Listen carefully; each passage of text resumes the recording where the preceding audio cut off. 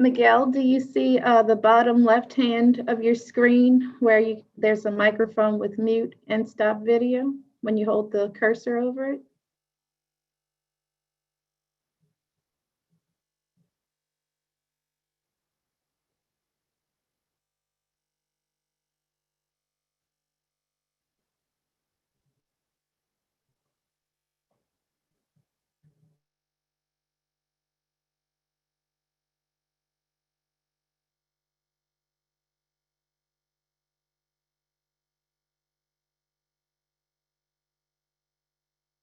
We will begin with roll call. Haley Dellery, present.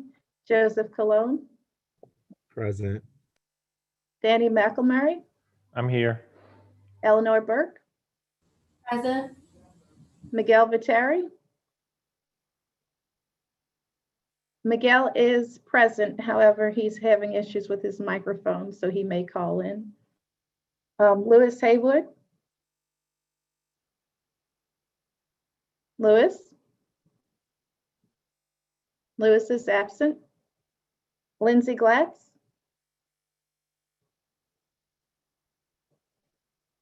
Lindsay is absent. The public comment form link is available at nola.gov/CPC and will be available until the end of the 5-minute recess, after which public comments will be read into the record as part of consideration of dockets. At this time, would the committee make a motion to adopt the minutes from the April 7th meeting? I'll make a motion to adopt the minutes. We have a motion by Parks and Parkways. Do we have a second?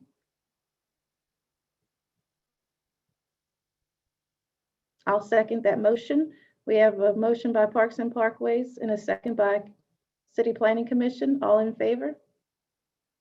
Aye. Aye. Aye. All opposed? And the motion passes. We will begin with the presentation of dockets. The first item on today's agenda, well, the second item in today's agenda is the reconsideration of zoning docket 2621 for a property located at 2701 Tulane Avenue. We have Chris Young signed up to speak on behalf of this application, and Valerie is the CPC staff member assigned to this case. As a reminder, following the staff presentation, the applicant will have 10 minutes to present. Valerie?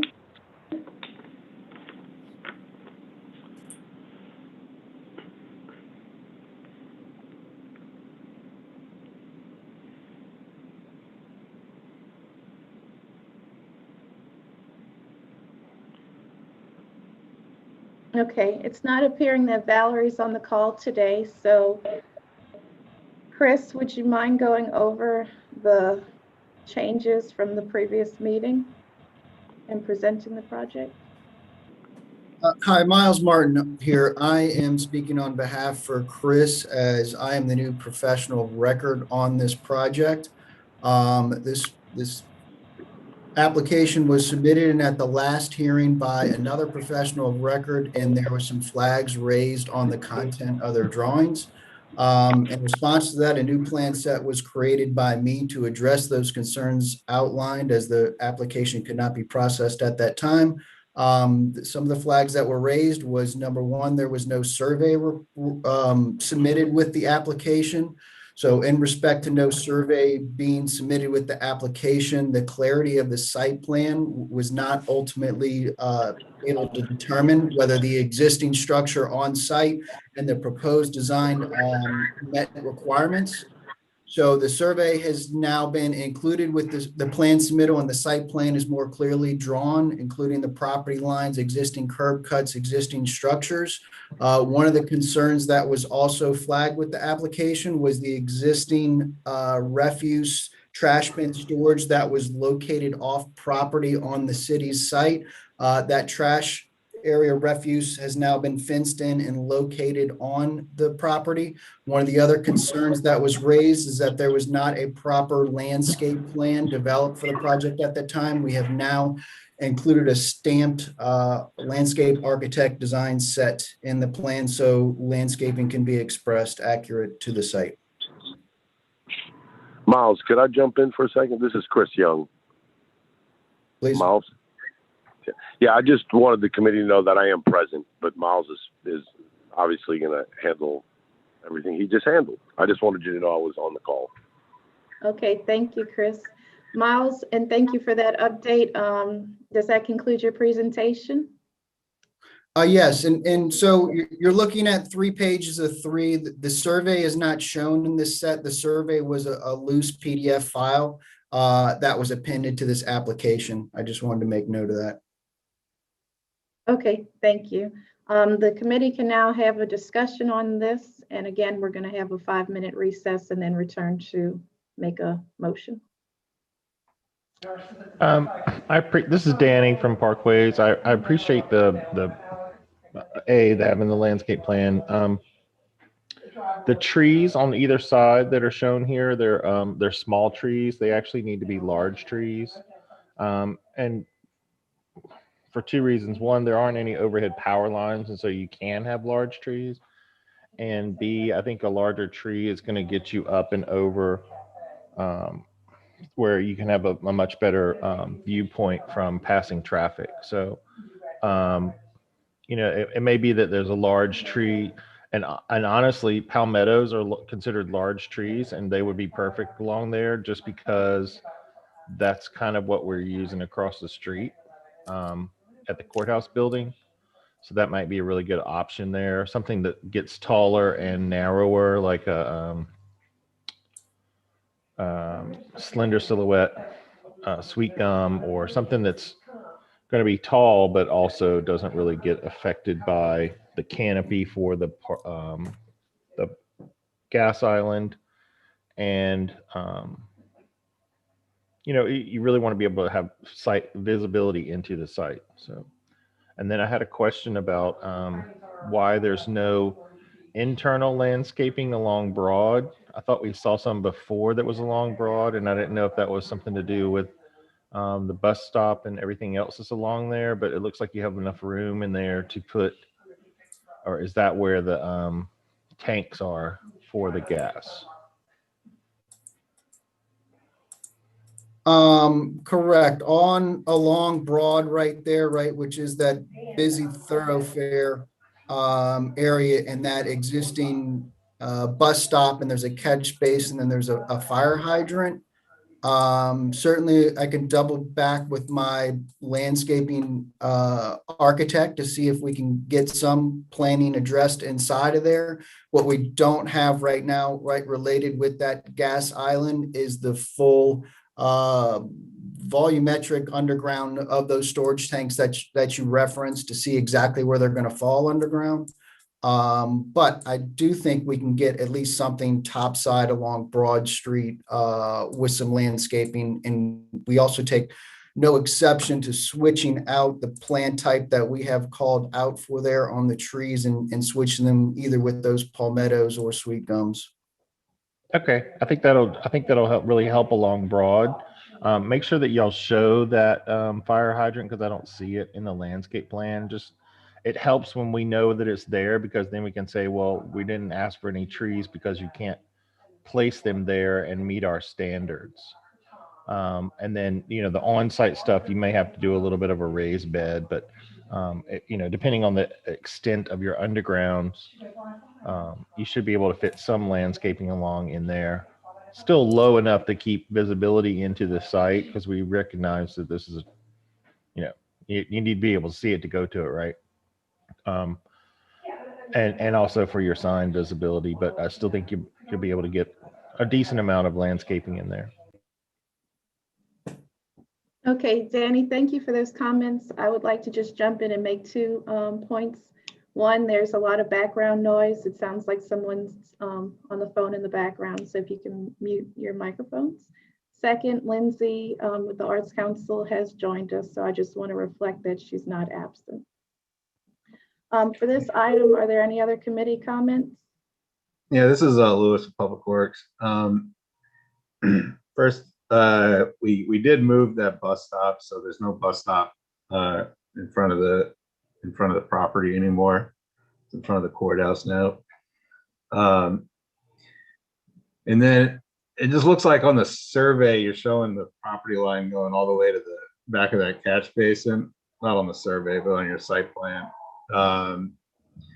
And I don't know what the property lines are exactly, but certainly the right of way, the state right of way of Broad, goes much further back than that. It looks to be about maybe like 16 feet back from the curb or so. Might be exaggerating a little bit, but it's at least 12 feet back from the curb. So I would just, you got a lot more room to play with the way you're showing on the site plan with the property line.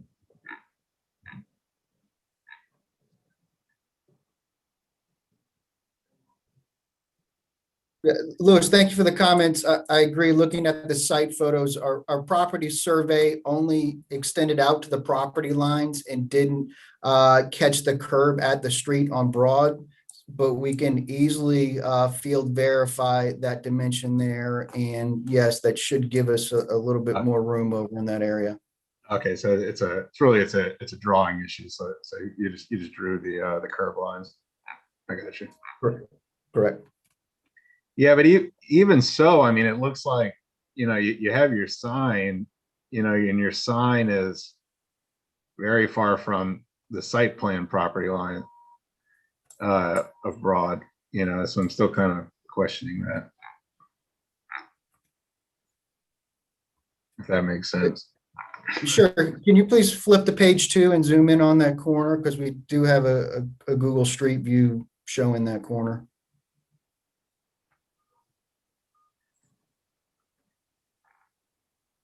On that lower left-hand image.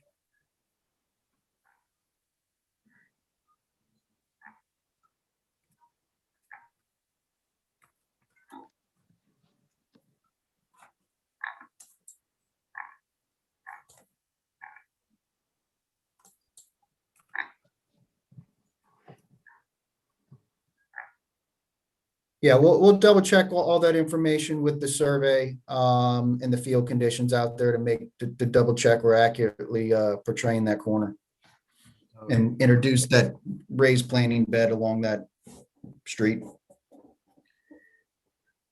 Sounds good. Yeah, I mean, even if you're convinced that that's the property line, I don't know what historic street widening happened or whatever, but you should still draw the state right of way line as the state right of way could easily be encroaching. That doesn't normally happen on city streets, but on state highways, which Broad is. On state highways, there'll often be there could have been a taking or a right of way expansion, way back in history. I kind of doubt that's the case here in this neighborhood, but at any rate, you should be showing at least an apparent right of way, because that's what really counts on Broad here.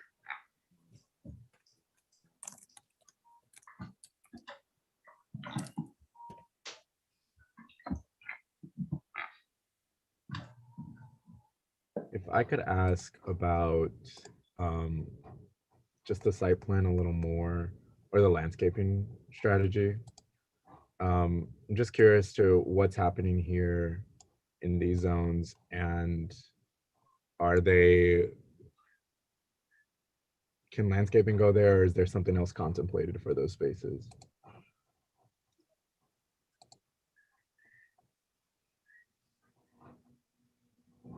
The area directly behind the property, which is backs up to the adjoining property. If you go back to the site photos on the lower right-hand side on page 2, right, you can see the 3 legs to the billboard behind there, and it's a paved little wedge area that's behind the building.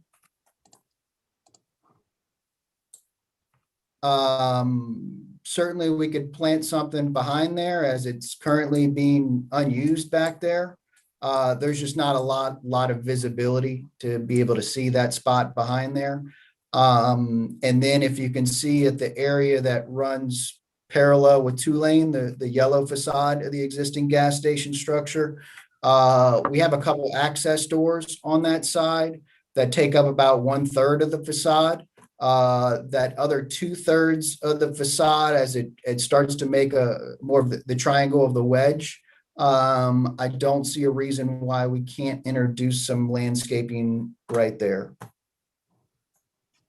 If Cool, that's the thanks. wish. Yeah, just because, especially with this image, and we will obviously want to prevent unsafe and impractical parking, which does bring me to I'm just going to point out that these two, from my kind of just normie eye, these two spaces are fairly concerning from a traffic and safety perspective. I'll leave it to the experts to determine that, but just kind of want to flag those for any future design. And I don't know where we settled on the facade and or if this project is a significant renovation, but to the extent that it can be ameliorated is always nice. And those are my comments. I have a question actually for Lewis, on the sidewalks along Two Lane and also whatever, I can't remember the other street. Was that the Anvil? What's the required pedestrian width for those sidewalks? And I haven't checked on Two Lane. It's, we'd want to match the, at least the prevailing width. Most of Two Lane is probably full width sidewalk. We could come up with something, nominally, I think on something like Two Lane, you'd want at least 6 feet. Generally, on the minor streets, we try to go to 5, but, 4 can work. I think the main thing out here is trying to get, really trying to protect whatever sidewalk you do build, from that vehicle circulation area. In terms of the parking spaces, for instance, next to the sidewalks, it's not entirely an issue in and of itself. Certainly not uncommon, but the real issue is that, is there another parking spot right next to it on the sidewalk? That's what we typically see. So, the more that we can kind of corral those spaces with a little curbing or something, and even corral the internal circulation area with curbing, so that cars aren't, certainly cars shouldn't be required or certainly geometrically be forced to use that sidewalk to turn around gas pumps or to get around other cars. So we really want to protect that sidewalk with some internal curbing as best we can. And then maybe we can deal with something a little narrower, 4 feet on Bowden, try to get to like 6 feet on Two Lane. But if they're being used to turn around and stuff, then it really doesn't matter what we provide. It's going to be kind of ugly out there.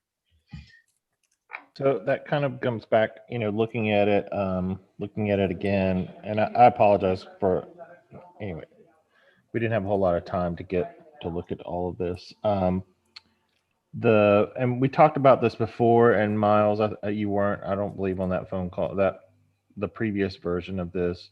But there is on the Bowden side, there still need to be street trees along that side as well as the Two Lane side, up where the building is. So that's why I was asking the question about the sidewalk width, because that determines your planting space width. And then the other thing is the driveways. It's not really showing a driveway on the Bowden side, but those driveway widths, aren't those supposed to be the standard? They're not supposed to exceed 24 feet. Is that right, Lewis? Right. Yeah, they should be. Yeah, they should be 24 feet. And you're correct that there does need to be, you do need to be showing, the other, the other side of that Bowden driveway, and really indicating what's driveway and what's not, out there. Yeah, so when I was looking at the site, there's a continuous rollover curb all along Bowden. So there's no clear cut existing drive width along Bowden. That's what the drawing's intent was trying to show. I think we're kind of saying that you're going to have to show some kind of intentional driveway, because otherwise you're going to get people parking up on Understood. the sidewalk and everything. You know what I mean? Yes, that's yeah, no, kind of- no, not. that's where we're not headed. Opposed. Not opposed, all valid points, and I like the idea of a hard curb, soft curb, defining those parking spots on the side is right. Even in our Google Street photos, you can see evidence of people just parking wherever they want. Yeah, and you don't need to change, the curb necessarily on Bowden, but we do want,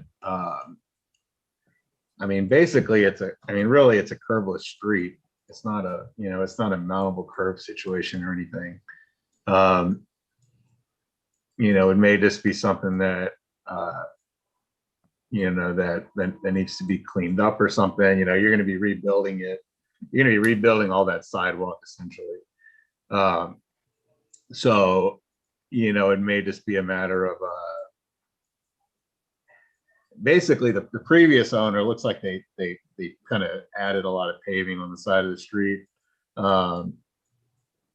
It may be a matter of, oh man, it's really tough out here in these messy areas. So basically when you go in and redo it, I'm trying to think of a way to kind of better designate that area. It may just be taking up some of that incidental paving that looks like was put down. But what goes If we're back gonna there, enter- I'm not sure. It could be gravel or something put in there between the sidewalk and the street. And you may want to have a little section of curbing along there just to protect, to kind of define where the dumpster drive is as well. Yeah, Protect your I actually side think, parking and everything like that. So you may have a little section of curbing that needs to come in there just to protect that, as well as define the driveways and the garbage access. yeah, Danny, you're right. You're absolutely right. In this situation, yeah, you should have a vertical curb. You should have a vertical curb there along the edge of the sidewalk, which in this case probably is going to be about 12 feet off the property line. And then we can, you can kind of deal with the stuff in between the curb and the normal street asphalt, probably just with an asphalt patch, something like that. But then that'll be kind of clearly defined, and people can just park. Essentially, that would be parking alongside that curb. So you might pick up some parking space there, something like that. But yeah, we'll have to just clean up that edge, put in a vertical curb.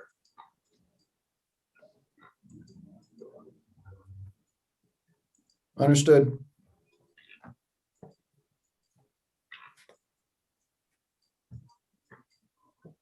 Is there any further committee discussion on this one? If not, we'll move on to the third item on today's agenda, which is the reconsideration of design review docket 2621 for a property at 4535 South Claiborne Avenue. I want to make 3 points about this one. The first is that there will be 2 City Planning Commission applications for this one.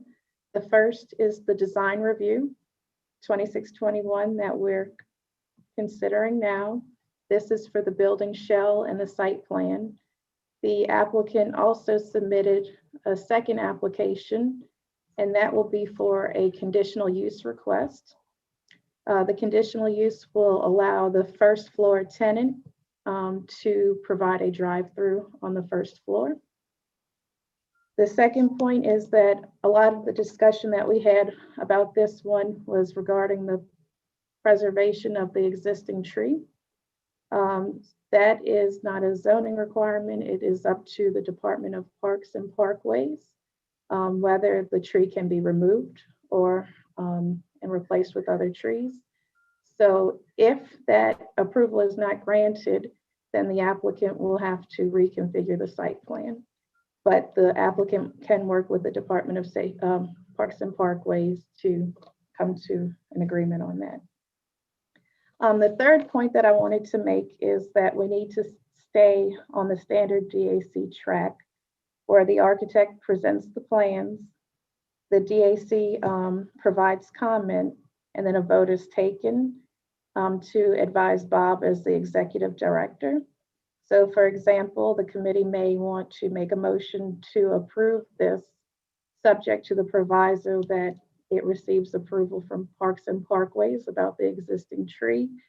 And then and then also specific provisos for the building exterior modifications. So we have John Dower signed up to speak on behalf of this application, and Joanna is the CPC staff member assigned to this case. As a reminder, following the staff presentation, the applicant will have 10 minutes to present. Thanks, Haley. Thank you. You covered most of it, so I'll just turn it over to the presenter. Okay, thanks, Joanna. Go ahead. John, do we have you on the phone? Yes, I'm here.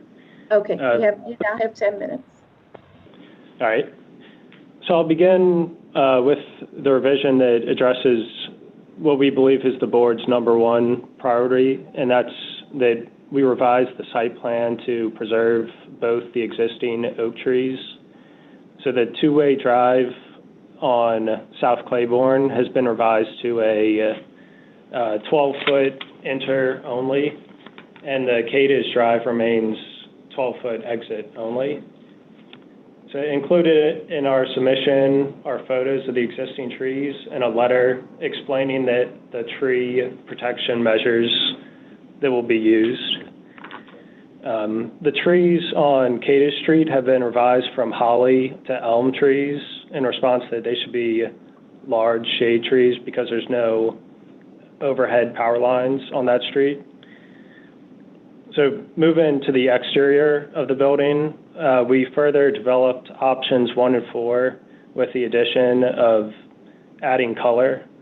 The curtain wall is slightly different on both options, but the spandrel glass, but it'll have spandrel glass to articulate the floor lines, and then the mullions align with whatever option we decide to go with. The owner still strongly prefers option 1, but we're presenting multiple options in effort to get this approved and work with the board's suggestions. So the last few comments we'd like to make are in regards to the site massing, the window wall ratio, and then the overall design of the building. This first item is the most important. It's that the building maintains a 70-foot rear yard setback from the adjacent residential lots when it's only required to be a 20-foot setback. The ground floor meets the 50% transparency requirement, and all the other windows are sized appropriately for the use of the building. For example, we have floor-to-ceiling glass in the public waiting rooms, and then the rest of the building is private exam rooms, so that's why we have higher small windows. And the overall look of the building, the clean, minimal look, is intentional. We believe it distinguishes the building as an orderly, safe medical office building, and we brought up the concept of brand unity in the last submission, and the board responded that that's not a good argument, and we understand your point there, but we were also the architects of the Gretna Medical Center, and this is the concept that we chose for that building, and we believe the same aesthetics go with this building. So it's so yeah, that's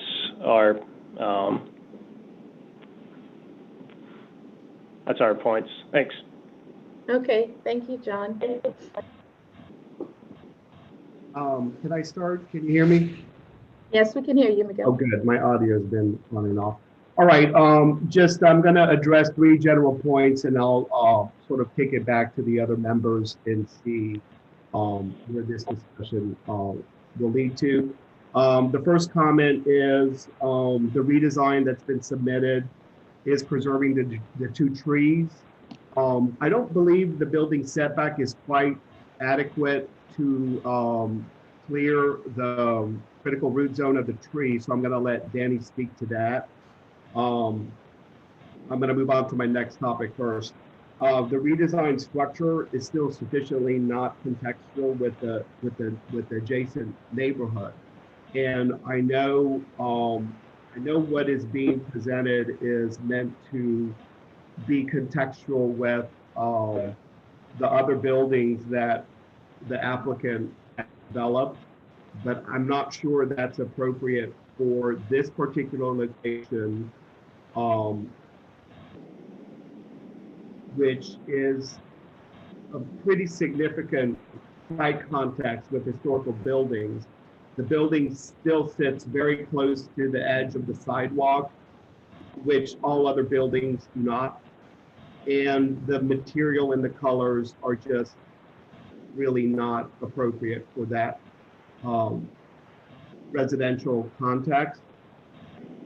And I'm curious about the setback, the 70-foot setback that was presented as a virtue to this site plan. I'm not really sure why that's more important than actually preserving a better context of setbacks on the Claiborne side. I think that would be a better design priority.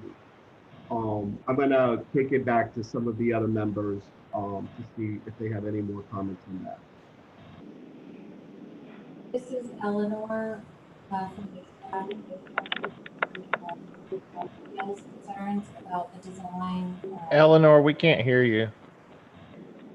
Oh, can you hear me better now? A little bit. It's just that your audio is very low. Huh. That's weird. I had a whole meeting yesterday and didn't have a problem. Is that better? Is that better? A little bit. Let's see if we can hear you now. Go ahead.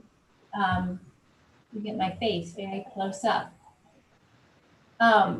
I just wanted to say I echo Mikkel's concerns about the massing, setbacks, and treatment of the exterior of the building. I don't think it follows sort of the approach that the zoning ordinance requests in terms of new construction in design review corridors, reflecting their context and being appropriate in their site. I understand the desire to continue with a branding strategy, but I don't think a building in Gretna is necessarily the right fit for a building in New Orleans. So I would just like to encourage the owner, the developer, and the architects to try to meet us in the middle and present something that actually reflects the comments that we keep making.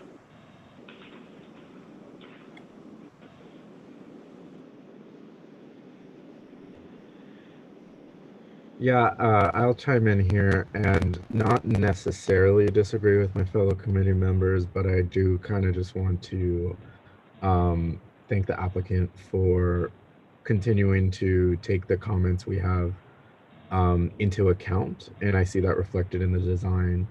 And I think, not respecting, not respective of materiality or kind of context, I think the design I am much more comfortable with, and especially I will say with this precedent image set, not only of their other facility in a different location, but also kind of the immediate non-residential context speaks to their argument in a way that I don't think they've articulated before.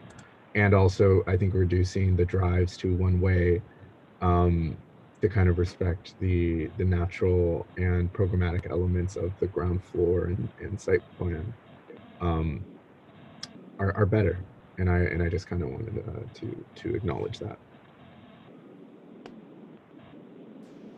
One of the things that, Miguel talked about was the trees. Now that we have kind of a plan that is much closer to something that we kind of looked at before, and I apologize, we have 2 meetings going on at the same time at our house, so you're going to hear background talking.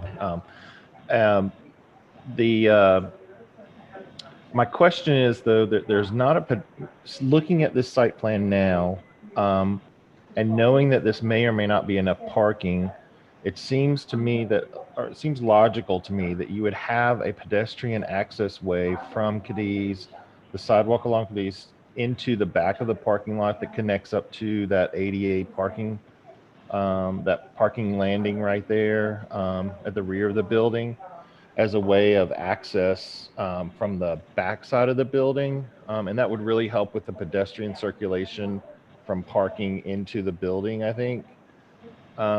You also have there's that island that's in the parking area is kind of strange in that it doesn't actually direct traffic in the way that traffic flows. It's kind of just it's a remnant from the previous site plan when it made much more sense, but I don't think that it makes as much sense now. And there's probably a much better way of connecting that island with the pedestrian access that I'm talking about, and directing traffic flow so that it's all one way and it curves around and goes from Claiborne over to Cadiz. So I think that aspect of the site plan really needs to be resolved in terms of that island and that internal movement through that parking area, which then leads to my thoughts on there is some wiggle room in that parking lot now. Since you have it one way, the widths don't have to be exactly the same. I'm not even sure that you need 90-degree parking, but I think 90 degrees is much easier to work with. But what it does is there is a little bit of room there to scooch the building back, and so that you're not immediately up on the sidewalk, that would allow some space for landscaping in the front, as well as move this building back from those 2 trees that we are not going to allow you to cut down, and allow, and I appreciate your landscape architect providing that outline of what's going to be done. That's typically exactly what we allow for other projects is, there has to be some kind of remediation. It's just such a significant cut for one of these trees that I'm really worried about its long-term stability and ability to grow and thrive. But just moving your building back 5 feet would make a world of difference in how much canopy you have to actually remove. So I really want to encourage looking at that in terms of arboreal treatment as well as placement of the building. How would that be resolved, or ability to resolve that much more successfully just by scooching the building back a little bit and still keeping or still putting in a pedestrian access way along the back there too. I'm not sure what the requirement is for the buffer yard. If you're putting in a solid fence, is the buffer yard between on that South Durbany side, is that buffer yard, does it have to be 10 feet? That's a planning commission question. But I'm not sure what that distance is. So if it was an opaque fencing, could that distance be shorter? And that would resolve that kind of placement issue a little bit more successfully.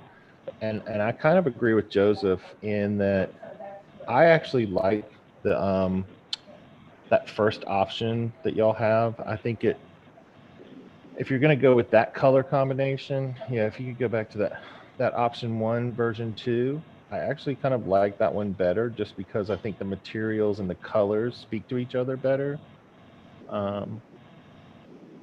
I do kind of like the horizontal banding that's in option 4. And I wonder if there's a way to maybe kind of put those 2 together. Still have those horizontal panels And with the, I think this is the material from the version 4 that using boards, it just to me looks a little contrived. If you're going to go for a very modern building, I like having that modern exterior material. So, you know, in terms of, I'm checking my notes just to make sure. Pedestrian connection, I didn't understand, and I'm glad Miguel brought it up. I don't understand where that 70 feet came from, because that's not something that I don't think any of us brought up before.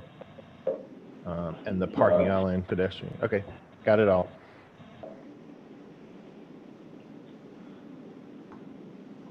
All right. If there's no more comments, I'd just like to say one more thing.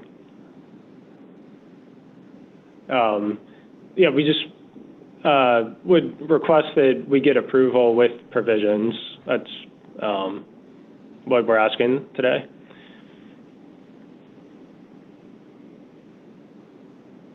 And yeah, we're willing to continue to explore these options that have been brought up today, but we really ask for approval with provisions. And this is really a question for Haley or for Stephen or for Joseph. What is the setback? Because I don't remember who the project manager is. What is the setback required along the back of the property, the Dorgenois side of the property? What is that setback required, that buffer yard for the parking? Is that 10, does it have to be 10 feet, or is that varied in opaque fence? 20 feet for abutting residential. That's 20 feet of a setback, but what about for parking? So Danny, in Article 22, Section 22.8, buffer yards are required for 10 feet when a non-residential use or district abuts a residential district, which is the case here.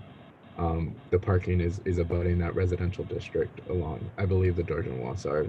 Joanna can, of course, correct me if that's not the case, but I think that's what the architect is incorporating into their plans here. Okay, I was just double checking to make sure that that 10 feet was kind of an absolute requirement.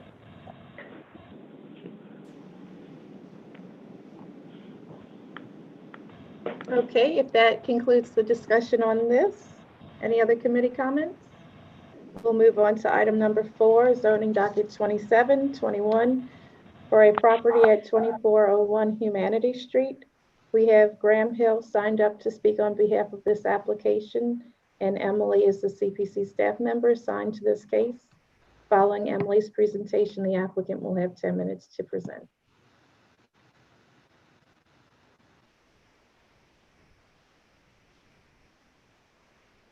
Emily, do we have you on the call? Okay, it doesn't appear that Emily is present. Graham, you now have 10 minutes to present. Okay, if someone can enable my screen sharing, I'm happy to do it. Joseph, he'll be controlling the PowerPoint presentation. You can refer to slide numbers, and it would be best if you can say page 2 of 35, and he can jump around to that. Okay, that sounds good. And I also have Andrew Doyle from Batcher, who is our civil engineer and landscape architect for this project. So thank you for the time, and thank you for the introduction, Haley. This project is, it's for the Orleans Parish School Board, and in particular for the Stuart R. Bradley School, which is also now called the Bradley Bethune Charter. This was a project that was done post-Katrina, new construction, RSD school that was built in the Gentilly neighborhood. And the application that's before you today is for essentially a modification of the conditional use that was created for the initial construction of this project. So adjacent to the property, I'm not sure, I didn't see this presentation beforehand, so forgive me for not knowing the order of the slides, but if we could go to a site plan view. Essentially, the school board came to us with this project because they were experiencing a significant shortage of parking availability for their staff, as well as visitors to the school. And what's been happening is as the school's enrollment has grown, the number of staff that are accommodated on site has grown as well. And so the parking throughout the day during the Monday to Friday normal school schedule is starting to spill out onto surrounding residential streets and creating some traffic congestion issues and some complaints from neighbors about their on-street parking being unavailable during the week. So the school board came to us and asked us to look at essentially how to accommodate more parking on site. And obviously you can see here, the building was built pretty much to the edge of the property boundary. And at that time, the conditional use was limited to the lot line that you see in this site plan. So we developed a design to transform a portion of the open space that is directly to the north of the school into a parking lot that is going to be dedicated for school use during the week, and then available for community use in the evenings and weekends. So there's actually two separate applications that are going before City Planning Commission. One is for a modification to the conditional use, and a separate one is to re-subdivide the property just to the north of the school to essentially include the proposed parking lot in the property of the school itself. And so the goal was to preserve the portions of that open space that are being used now, which are essentially a tot lot playground area, and then a portion of open field space just to the east of that. And again, I apologize for, really this is more to look at the design for what's been proposed to the north of this. These are drawings that were done as part of the original construction. So again, I have a presentation here. If I could share my screen, I could probably give a clearer picture of what we're proposing here. But I would like to bring it up to the committee for consideration. Typically, we provide the plans a little ahead of time. Would the committee like to try to review Graham's plans? Yeah, actually, I think it might help clarify some of the confusion between all of these plan sets. Yeah, it was very confusing. Okay, all right. And Joseph, do we have the ability to make Graham the co-host and share his screen for this item only?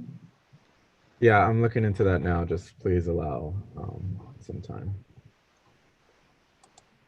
Yeah, so to that point, again, I'm sorry. I was just making a quick comment. Really, we just needed to see a master site plan that included all the context in order to really understand what we're looking at. It was very confusing. Yeah, and I have that queued up. Could you please attempt to share now? Share your screen. Okay, there we go. And Graham, as a reminder, you have 5 more minutes. Okay, thank you, Haley. So let me start. Again, this is the site. You can see the school has frontage on Humanity Street, and then we are looking at this portion of the site just to the north of the school, which includes, as I said, what is currently designated as open space. It's called Union Playground. And this shows you essentially the vicinity of the work being proposed. So here's the school building just to the south. This is the current property boundary. And then this portion up here is the portion that we are proposing to improve and add the new parking lot for the school. This is the demolition plan, essentially showing creating a new curb cut on St. Roch, West St. Roch. removing this existing concrete. And as you can see here, there's a very large mature live oak that we are going to be preserving and protecting. And so we designed the plan for this to circumnavigate that tree and its root system, and then locate the parking further to the east there. So this is the proposed site plan. You can see here a new driveway and curb cut that will connect to St. Roch, and then essentially a paved driveway to ADA accessible spaces, a new sidewalk that connects back to the school main entrance over here, and then basically 28 parking spaces with a small turnaround area with border planting and shade trees. And these parking stalls are permeable as well, using a true grid system. This is just proposed cross section through that area. You can see here, we are going to be excavating and installing perforated piping to convey stormwater and tie to the existing subsurface drainage. This is showing that those subsurface drains and how they tie into the existing stormwater management structures that are there. Grading plan. And then this is, I'll show you the proposed landscaping plan. You can see here, again, the areas in the hatch gray are proposed as permeable using a true grid paver system. And then this area outside that's dashed here is the proposed landscaped area. So this is the landscaping plan, again, protecting. Okay, that concludes the end of your 10 minutes unless the committee has any further questions. But does the committee want to ask any questions about the landscaping plan? I'm good. Okay. All righty. Is there any committee discussion on this item? Yeah, I guess I don't really understand well, I'll keep that. I'll just say if parking is really essential, if vehicular parking is contemplated as essential, is there any strategy to incorporate more bike parking either on this expanded portion or elsewhere on the existing school site? That was not part of our directive and our scope of work, Joseph. It's a good question, but in my observations at the site, bike parking is not an issue for the school. They have ample bike racks that were installed when the school was originally built. So again, this is really a favor for the neighbors. I mean, this is something that's been an issue for several years at the school, and the school board finally allocated some funds for it. So we've done our best to accommodate that. Only other comment I'll have is procedural. This kind of DAC presentation is very helpful to us, and for any future submissions and any other applicants who may be watching, please be sure to submit this type ahead of time, because as it stands now, the committee is not in the habit of sharing our screens with others, and we just don't want to set a precedent. And so that's all. Yeah, understood. And all of these drawings were provided as part of our application. So I'm not sure why you didn't have them, but in the future, I will make sure to send them directly to you. We had Okay. them. It was just very confusing to understand what was the actual scope of work without scrolling all the way down through the package. So I think kind of with Joseph's comments for everyone is to extract out all of the stuff that we don't need. And you may not know what we don't need, but we don't need a lot of, we don't need wall sections to know what the walls are made out of and things like that, so. Yeah. Tracking out extra doubles and stuff like that would be really helpful.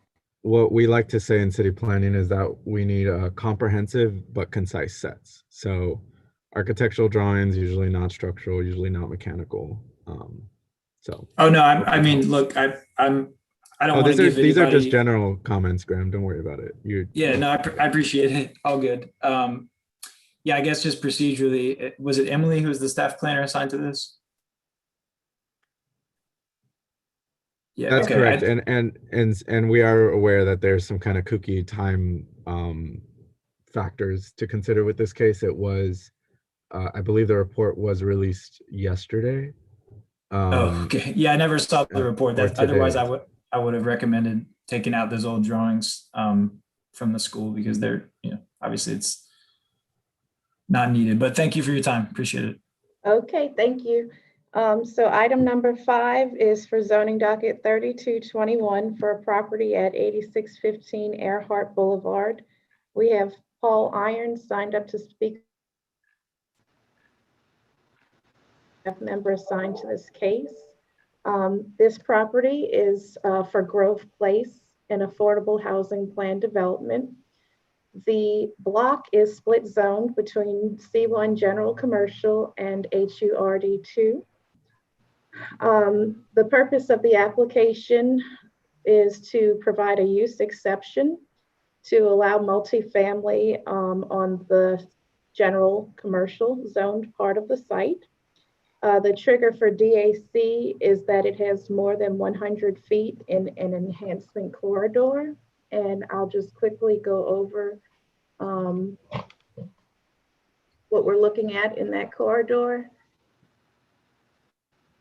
The additional design review approval standards dictate that the development shall promote safe, convenient, and attractive pedestrian and bicycle access. Compact neighborhood centers shall be created at major intersections to the extent possible in order to support transit. Development shall ensure compatibility between commercial uses and surrounding residential uses. The architectural design should be consistent with the context, character, scale, and materials of structures in the adjacent area. And just to give an overview, this site will have a new construction at the corner of Monroe and Earhart Boulevard. It's going to be a large multifamily structure that will provide 20 units. The remainders of the structure on the square are existing structures that contain either 2 or 3 family residential units. And so there will be a total of 43 residential units. As shown on the plan currently, there are 3 parking areas. They do not, the one on Monroe Street has over 10 parking spaces and there's not landscaping provided. And so that will need to be updated. Also, the small parking area near the cursor on Earhart Boulevard, that we're going to make a proviso that that would be removed. And then between the existing grandfathered parking spaces and those provided, the parking requirements should be met. So that's just an overview. And now we will have the applicant, who is Paul Irons, now has 10 minutes to present. Yes, this is Paul Irons with New Orleans Restoration Properties. Can I confirm that you all can hear me? Yes, we can. Okay. Thank you for my 10 minutes. I won't need all of that time. Essentially, what's going on with this block, let me get rid of I have an echo. I'm in the room with someone else. Just mute that. That's it. Yeah. What is it? Is it on this?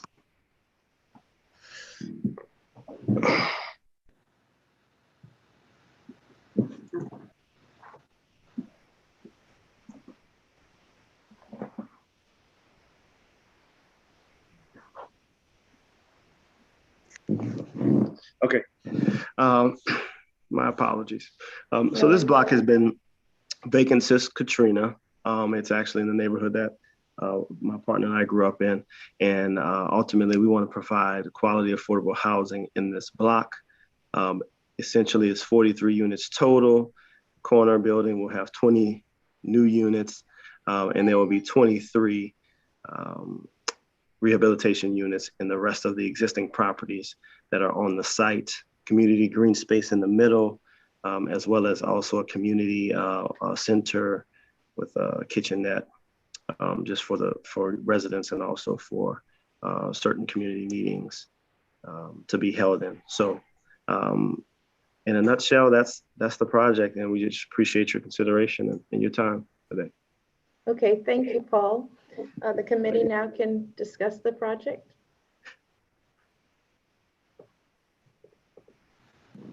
I'll start. This is Danny from Parkways. Can you leave it right there, Joseph? I think this is a perfect spot for it. I have several questions, and you don't necessarily have to answer them, but I'm concerned about this new building on the corner of Earhart and Monroe. Typically, the front door should be on the front of the building. It looks like the front door is on the rear of the building. Can you go back to the site plan, please? Okay. I'm not sure.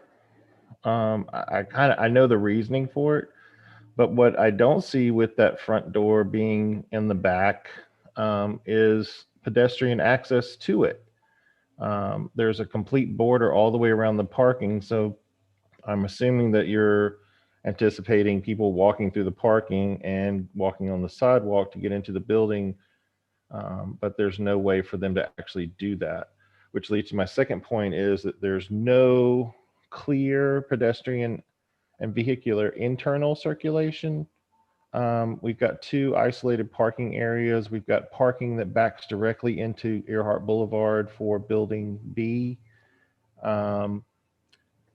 Building C has what may be parking underneath. I know that's the historic parking is underneath there, but again, it's backing out into Earhart Boulevard, which I don't think, and Lewis can address this, but I don't think that's allowed since Earhart is more of an expressway at that point.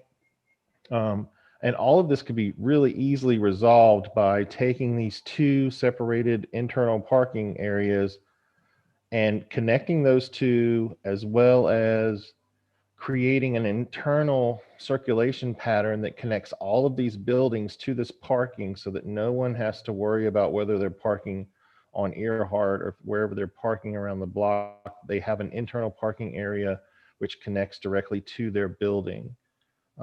Because you've got a lot of buildings that need extra parking because of the number of units in each one of them. We kind of need to see the colors and finishes on this. We've got a lot of pictures of what's there, but for the new building, looking at some of the previous applications and the ones coming up, we get some color renderings, and that's one of the things that we asked for. So I think that's something that we need to look for. Also, there are no street trees shown along the rest of Earhart and part of Monroe. Street trees would certainly be part of this project. And street trees would be much more applicable and kind of help drive that understanding that parking, if we had a much better internal circulation for parking and walking and biking, then you would be able to block off some of these driveways that are there now, but shouldn't be there in terms of traffic safety. And you could actually use the landscaping to kind of control that and really create that entire block experience where people can live and park and ride their bike and walk around and see their neighbors without necessarily even walking on the street. So the big points for me are the street trees, having cars backing out into Earhart, and then not having that internal circulation, I think is really a missed opportunity, because you've certainly got enough space for it. And you have a golden opportunity to create something super spectacular and special. Next to Building B, and between Building B and C, you already have an existing driveway, and there would be a third connection point where people can turn off of Earhart into the internal parking area. And you could still have your ADA parking for Building B, just in a slightly separate location behind it. So I'm not sure all the property ownership and everything that ties into with this, but you're looking at it, you're presenting a whole block, and that's what I see as a missing element and golden opportunity that's not being taken advantage of.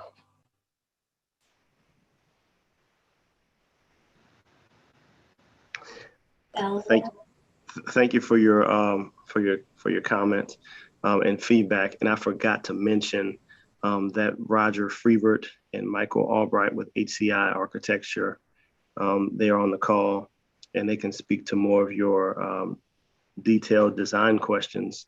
And before I turn it over to them to respond, one thing I would say about the project that we wanted to maintain was the amount of green space that was internal to the property, so that not only would there be a great quality place for people to live, but also a place to socialize, to be a community, to have events. So we definitely want to take into consideration the parking recommendations and connecting the parking lots, but we also want to try to maintain as much of the green space as possible. I want to respond to that directly, but I know Eleanor, you were gonna provide comment as well. Yeah, I just wanted to echo sort of Danny's request for more information, especially about the new construction building at the corner. I feel like, this is a really interesting, angle that this building is at, situated on, and it's sort of a missed opportunity that the building form doesn't follow that angle. And it seems like that corner could be really emphasized to provide interest and, some design energy into the proposal. But I feel like I need more information regarding that building because the drawings aren't really depicting exactly how that building is working. I'd also express some concern about, again, the window to wall ratio is very low, and encourage you to add more windows for these units. And that's sort of the extent of my comments. Yeah, I'm gonna comment as well along those lines. I agree. I concur with Danny and Eleanor's comments. Just to add a little bit more, yeah, the massing of the new building is a bit eccentric. I think it could be simplified and improved, especially on the Earhart Boulevard side. And I kind of see the elevations, the windows appear to be somewhat undersized. It's hard to tell without a little bit more details on finishes of the exterior. That's the extent of my comments. Yeah, I want to chime in as well and say this is definitely an exciting project, and thank you for bringing this to us. I will say I definitely echo all my fellow committee members' comments, especially about building design and animating that corner. I'm really glad Eleanor pointed that out, and I just want to reiterate Danny's comments about I think there's things that can be accomplished with internal circulation that can still achieve the green space and quality of life and kind of social aspects the applicant is describing, right? I'm actually fairly agnostic about connecting the parking spaces. I might even be against that, but what I will say in line with that is maybe consolidating the parking.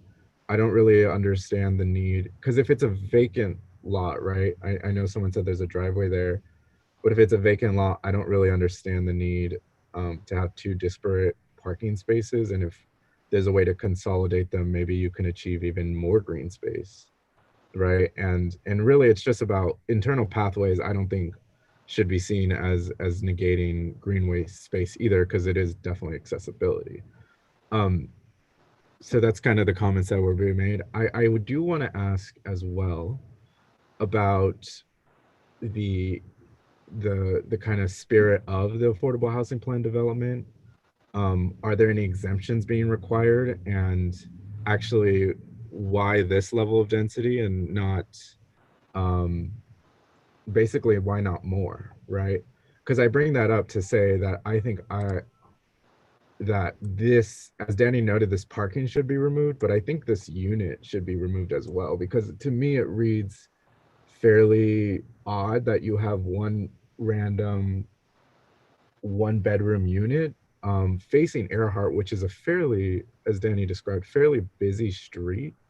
And you have this wonderful community space that it seems like you're centering on the site, but also, you know, these kind of, from a planning perspective, you know, an urban philosophy, I should say, planning perspective, you know, you kind of want the more active and social elements fronting on the busier streets to continue to activate those corridors. And I'm wondering if that can be extended, or kind of create a better communal experience here rather than hiding it behind what feels like to me a random unit. So I know that was a lot, but I just kind of wanted to ask that and point those comments out as well. Joseph, I think that's an existing historic structure. Oh, okay. So I wouldn't. It is, Eleanor. It is an existing unit. It's got it's a raised basement, 1 story. Right. So I wouldn't want to encourage its removal. No, of course, that's sensible. Would you, okay. It's a multi-level structure? Oh, a multi-level structure? Yeah, like, is it 2 stories or? Yes. It has a raised basement. It's not, the bottom level's not, I mean, the architect can answer this better. I think Michael or somebody could say better, but I don't think the ceiling height allows for living space. Gotcha.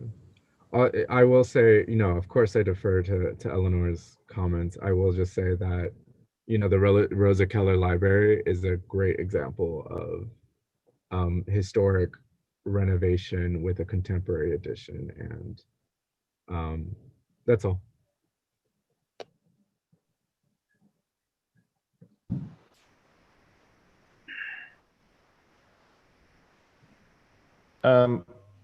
Just going back to my point, and Lewis, I know you said that it's allowable, but I really have an issue with having ADA parking backing directly into Earhart Boulevard.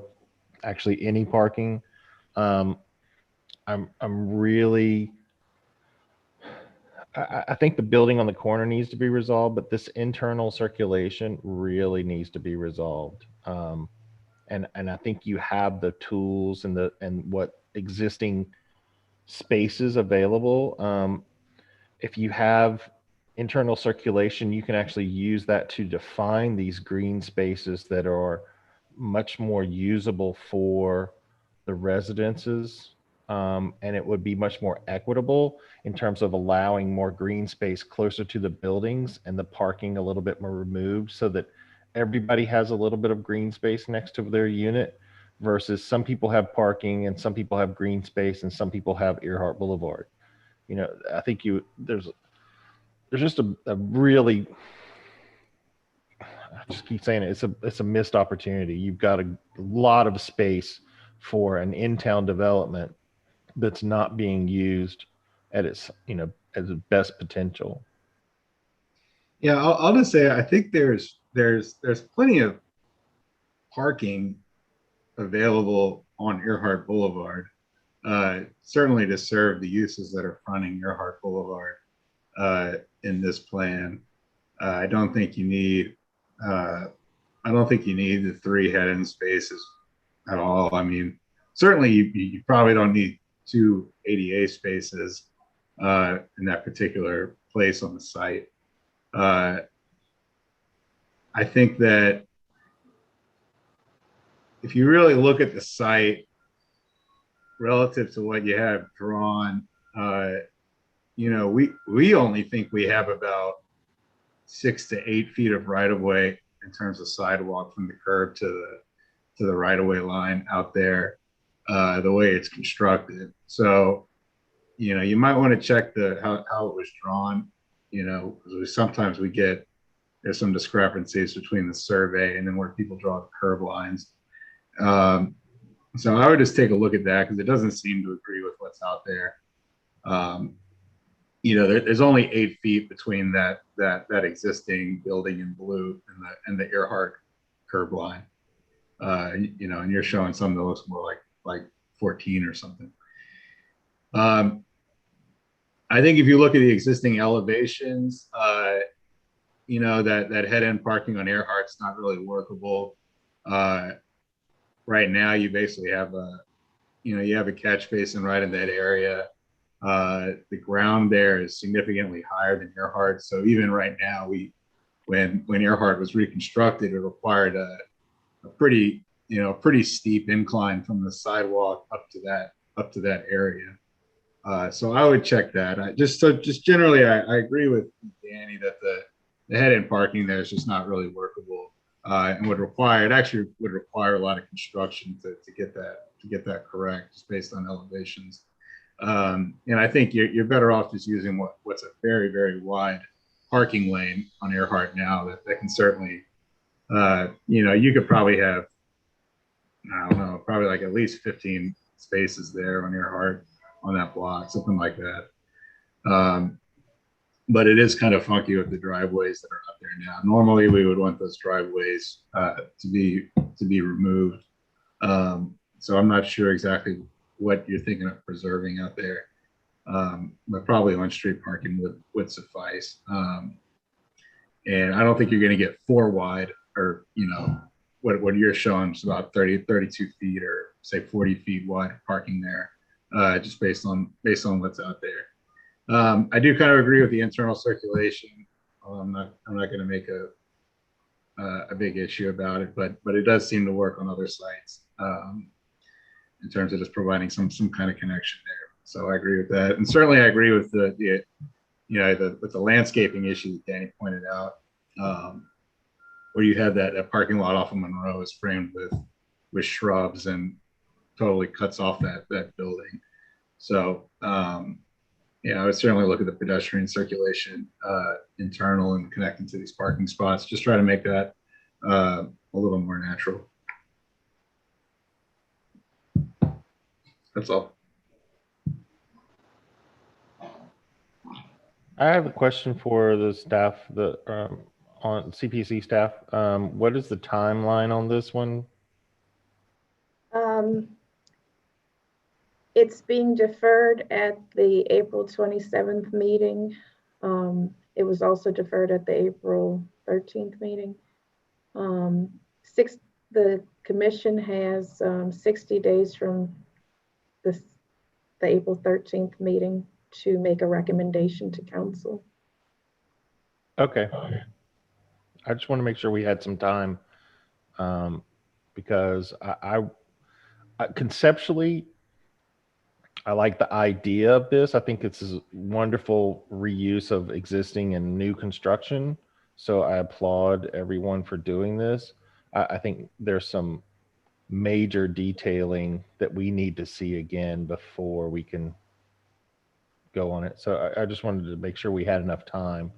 If we didn't, we could kind of flesh out something different. But I think there's enough time in there for us to maybe look at this again. So I actually was going to encourage the committee to make a motion of approval subject to provisos such as having the building the new construction building be oriented to the corner, to follow the alignment of the sidewalk, to use materials that are in context with the surrounding neighborhood, to remove the 3 head-in parking spaces along Earhart, and to encourage internal pedestrian circulation.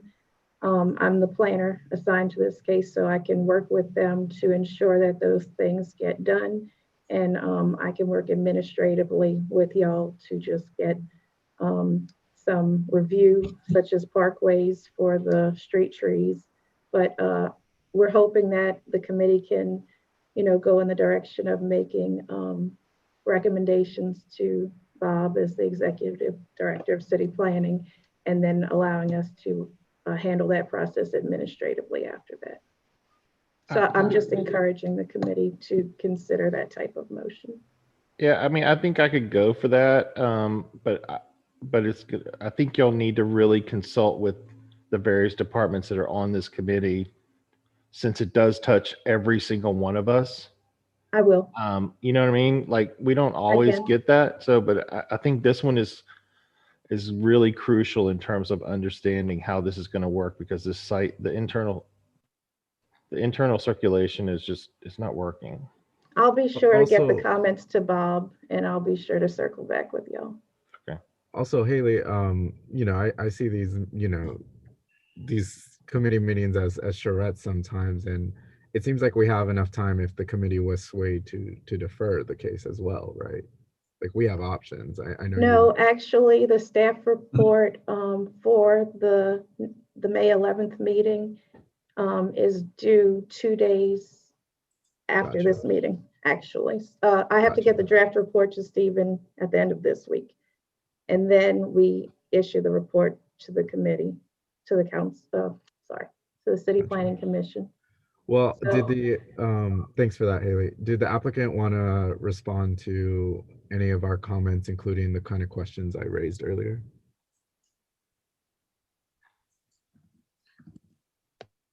Joseph, remind me of your question.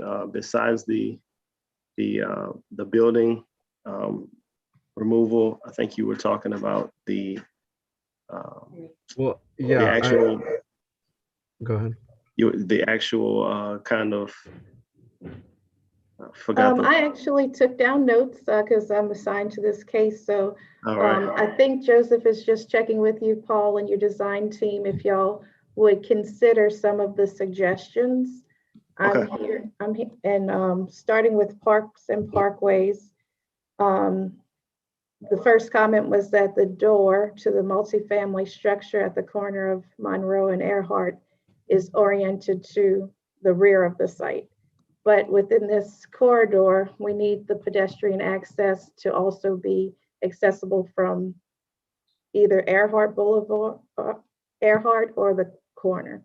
So would you be willing to revise the drawings to have a principal access fronting on Earhart?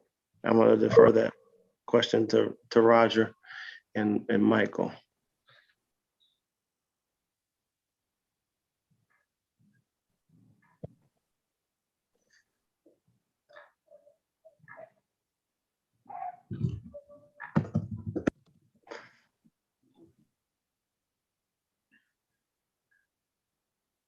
Michael, I see you just unclicked your mute button.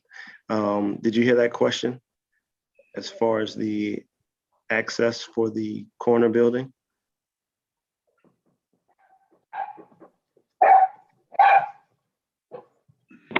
Sorry, this is Roger. Can y'all hear me?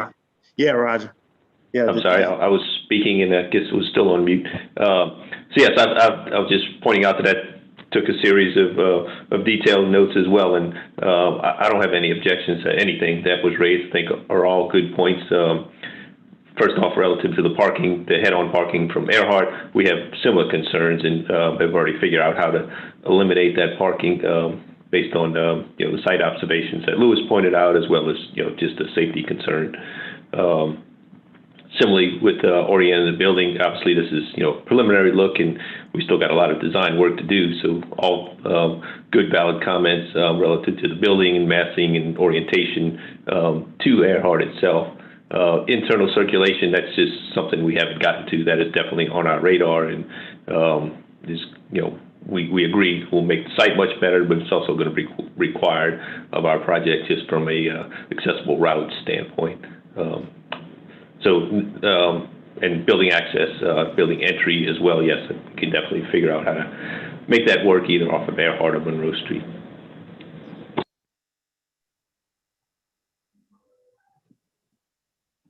I just want to add one more point while we're talking about it. Just in terms of street trees, Earhart, basically Earhart has a 6-foot sidewalk, which is the minimum along the curve, and that really wasn't always like that, but I think they tried to widen Earhart to 6 lanes or something, and ended up with this, even though they never actually striped it for 6 lanes.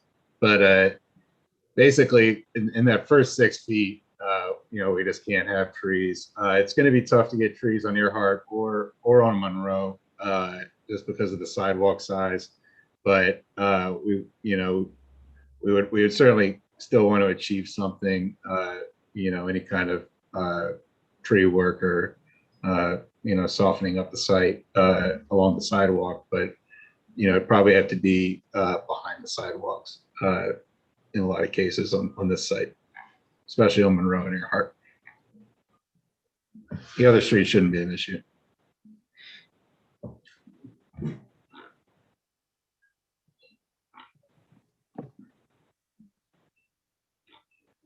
If I could just follow up, I guess the questions I was still wondering about is the nature of the plan development and what kind of exemptions, if any, are being contemplated in addition to what is existing versus what's proposed, because I'm understanding now that what I previously thought was a fully vacant lot does have some existing structures, which obviously speaks to the density being contemplated. So if the applicant could just opine on that. I can address that, Joseph. They're seeking a use exception to allow multifamily on a general commercial site. The only residential use that is currently allowed on the general commercial is dwelling above ground floor. The subject square, it's mostly zoned as HURD2, but the corner part is zone C1, and that's where the multifamily would go.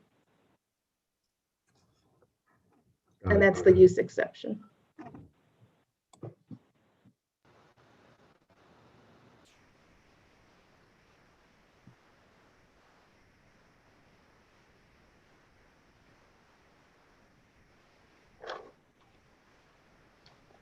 Is there any further discussion on this agenda item?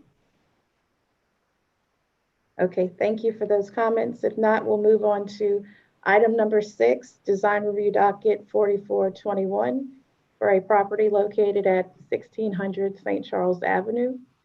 We have Matt Dakota signed up to speak on behalf of this application, and Aspen is the CPC staff member assigned to this case. I would like to point out that this is a phased construction.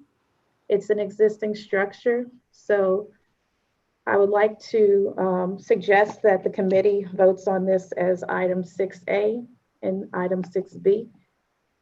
6A would just be the renovation of the existing structure with slight modifications. 6B would be their second phase, which would be a new elevator to provide access to the third floor, and the elevator shell would be viewable from the street. And they're not sure whether they'll move forward with that elevator or not.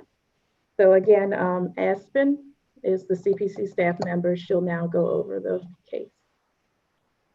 Yeah, so as Haley stated, the first phase would just be to do an internal renovation to create white box retail on the ground floor, doctor's office, I think a dental clinic on the second floor. They're not proposing any major changes to the outside of the building. There's existing, I think that they're proposing to do like a full landscape though. And they're proposing to use parking at another site in the rear. It's a MU1 district, so they're exempt the first 5,000 square feet. And then the other phase, 6B, would be to have the elevator, like Haley stated, and then also a possible penthouse. And so that penthouse would also possibly be, I think what they said was a short-term rental or like a residential unit on the third floor.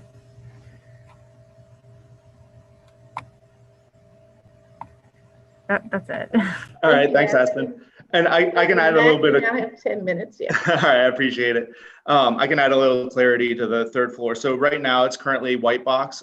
Where the owner's looking at a couple different possible uses. One is a residential or short-term rental.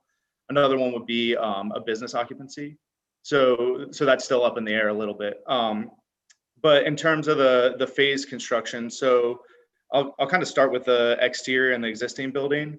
What we're proposing is to reorient the entry to the current building. So currently there's if you go to, let's see, if you go to page 4 of 30, So the main entrance currently is in the center of the building. We propose kind of closing that in and adding two entrances, one on the left-hand side of the building and one on the right-hand side of the building to serve the separate tenants. The one on the right-hand side of the building would also kind of access the proposed elevator lobby for levels 2 and 3. If you look at, let's see, sorry, I've got the plans here. Page 15.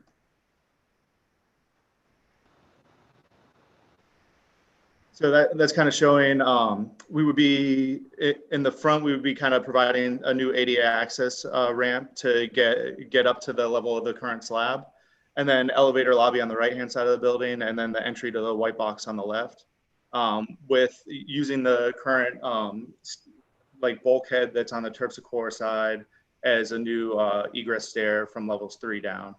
And so we would also be proposing adding a secondary kind of exit onto Terpsichore plan kind of northeast. In terms of the exterior improvements, this property is a little unique. The portion of, there's a 20-foot offset towards St. Charles from the front of the building that's technically called the Promenade, that's owned by the city. We're currently meeting with the PAC later today to talk to them about maintaining a ground lease for that area. But once we receive that from the city, and we've gotten kind of positive feedback about that conversation, our idea is to kind of create a more inviting landscape along St. Charles, add some seating elements, add a ramp that gets us up to the ground level of the building, and then some stairs as well. Along with that, we'll be redoing the landscape. I also have Andrew Doyle from Batcher on here, who did the landscape plans for us. But we'll be adding additional landscaping and street trees to the Terpsichore side, and then landscaping on the St. Charles side. In terms of the exterior facade, we're proposing to add glass sliding windows on levels 2 with a balcony rail. If you go to page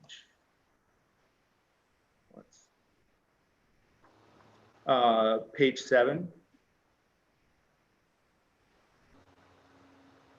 So those would be kind of Juliet type balconies on the St. Charles side. So the sliding glass windows on the left and right above the entries, with kind of a metal rail that provides fall protection, so that the doctor's office can kind of open up the windows, enjoy St. Charles.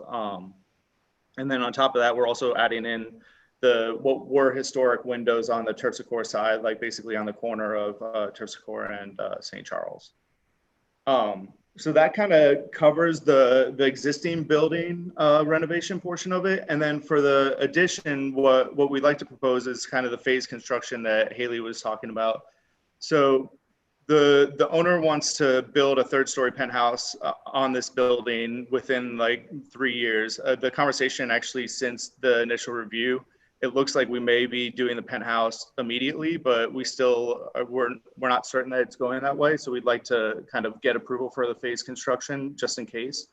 But for the massing of it, we've decided to kind of set the entire mass back from the facade or from the streets of both St. Charles and Terpsichore to kind of create something that's a little more sensitive, something that's not imposing on the existing building facade, and then provide kind of a planning parapet that surrounds the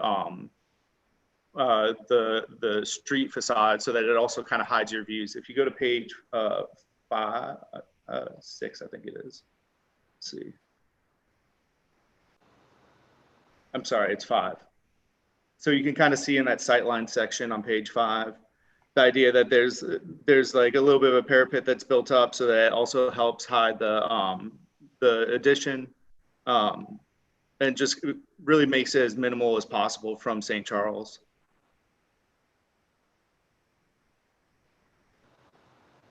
And that's kind of, that's where our proposal is.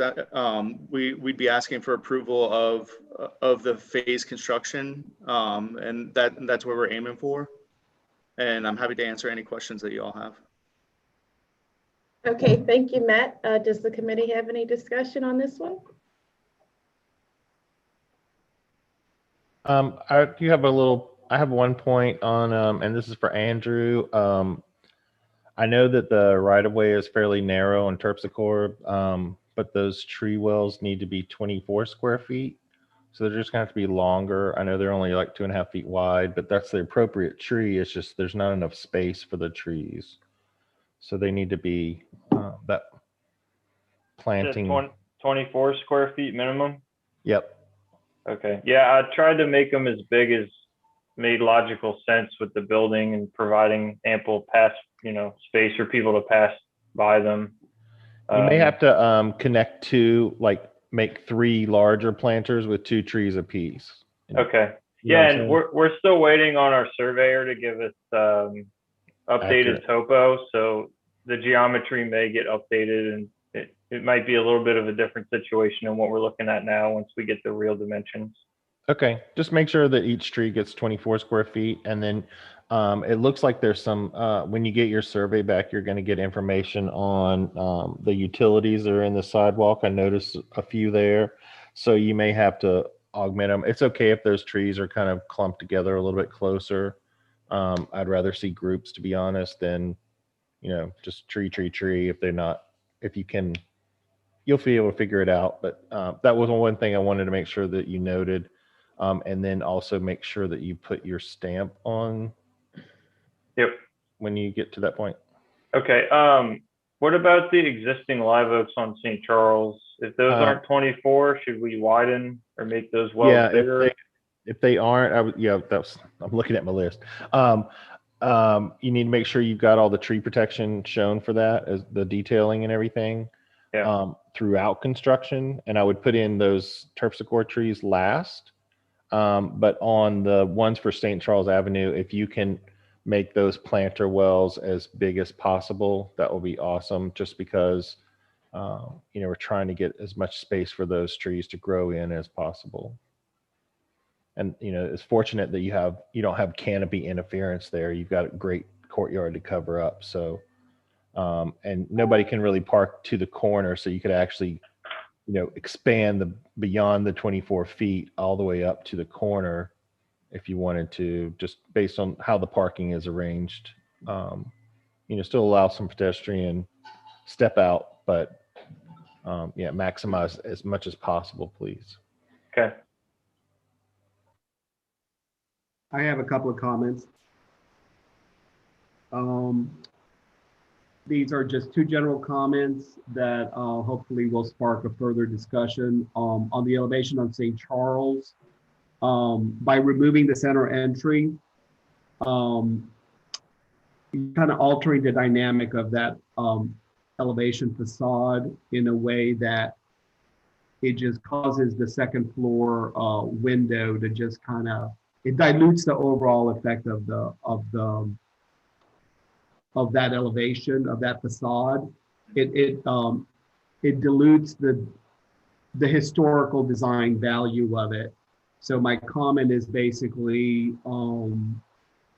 is the intent truly to remove the entire entry bay, or could there be a way to maintain the impact of a design component that aligns with the window on the second floor to kind of keep the dynamic of the original building? The second comment I have is with the additions on the roof, with the penthouse and the bulkhead and the elevator, I feel like the massing of all the separate elements are unresolved, and I'm going to leave it at that. I don't want to necessarily get into specifics of it. I think it's pretty obvious that the components are separate in terms of form, and I'm not sure what the best way to articulate requesting some kind of integration would be. Maybe it could be done through materiality, and maybe it needs to contrast, or maybe there's a need to make the massing a little bit more monolithic, perhaps. So I'm going to leave it as a comment. I'm not necessarily saying one way or another. What to follow? Overall, the presentation is very good, and it seems like it's a quality design. So Thank I'll leave it at that. you. Yeah. Oh, sorry. Yeah, I echo Julio's comments. I think I'm actually curious about if like the the third story seems fairly and you know you've proposed your rationale. It seems very limited, and I'm wondering if increasing it or aligning it with some exterior elevation would better achieve what Julio's pointing out. I will say I also have a question, so I'll get to that at the end. That it is a lovely design and clearly improving what's existing. I will enter my obligatory comments that don't be afraid of color. I agree. This is a very I'm just gonna say we're in New Orleans and this is St. Charles, and maybe it comes with the tenants that actually occupy the building. But white and gray is a very safe choice, and I don't think we're a safe city in that regard. I will ask, the parking area behind the lot is not part of what we're reviewing, right? No. Okay. Yeah. Otherwise, well. So with that in mind, I just think some integration of bike parking in the front would go a long way. That's all. Yeah. And we're totally open to that. Our entire office bikes every day, so we appreciate that comment. We'll absolutely incorporate it into it. In terms of the entry, I think that's a fair point. And we'd be happy to kind of treat it with different materiality. I don't think functionally for the white box, like having an opening there makes sense, but that was kind of why we tried to centralize the ramp in there, is to bring kind of people through the middle of the building the way it was historically used without actually kind of using that previous door. And then for the massing, we're happy to kind of explore options. We wanted to be very sensitive to what was there, and really kind of provide a scheme for you all that we felt gave priority to the existing building and allowed the third story to be kind of its own thing, while also taking advantage of what is an incredible view from the roof there. So providing enough deck space to really kind of enjoy the area up there. But we'd be happy to kind of discuss that further with our reviewer after approval is hopefully granted. This is Eleanor, and I just wanted to add, are those doors on the rooftop addition facing St. Charles Avenue? Yeah, so we have kind of a series of sliding and fixed doors that we're proposing on the addition. Okay, well, just keep in mind, because we review at the HDLC rooftop addition all the time, and in the end, you will need some sort of covering. Protection for those doors due to the conditions that they'll experience. So just make sure that is integrated into your design and thought through. Okay. Let me add to your comment about the entry, the center entry. I think I'm seeing in your rendering a trellis concept. And maybe a resolution could be considering the entire, I guess you're breaking it up into two separate bays, maybe maintain a center bay as part of that trellis concept to kind of keep an axis with the second floor center window, just to kind of reestablish what is essentially being taken away, just to kind of maintain some of that old dynamic in that facade that seems to be appropriate. Yeah, I like that a lot. We'll work with Andrew to make sure we plant something that grows. Yeah, you're kind of making something that was kind of definitely centered into like basically a double. So I think that's where my thoughts are coming from.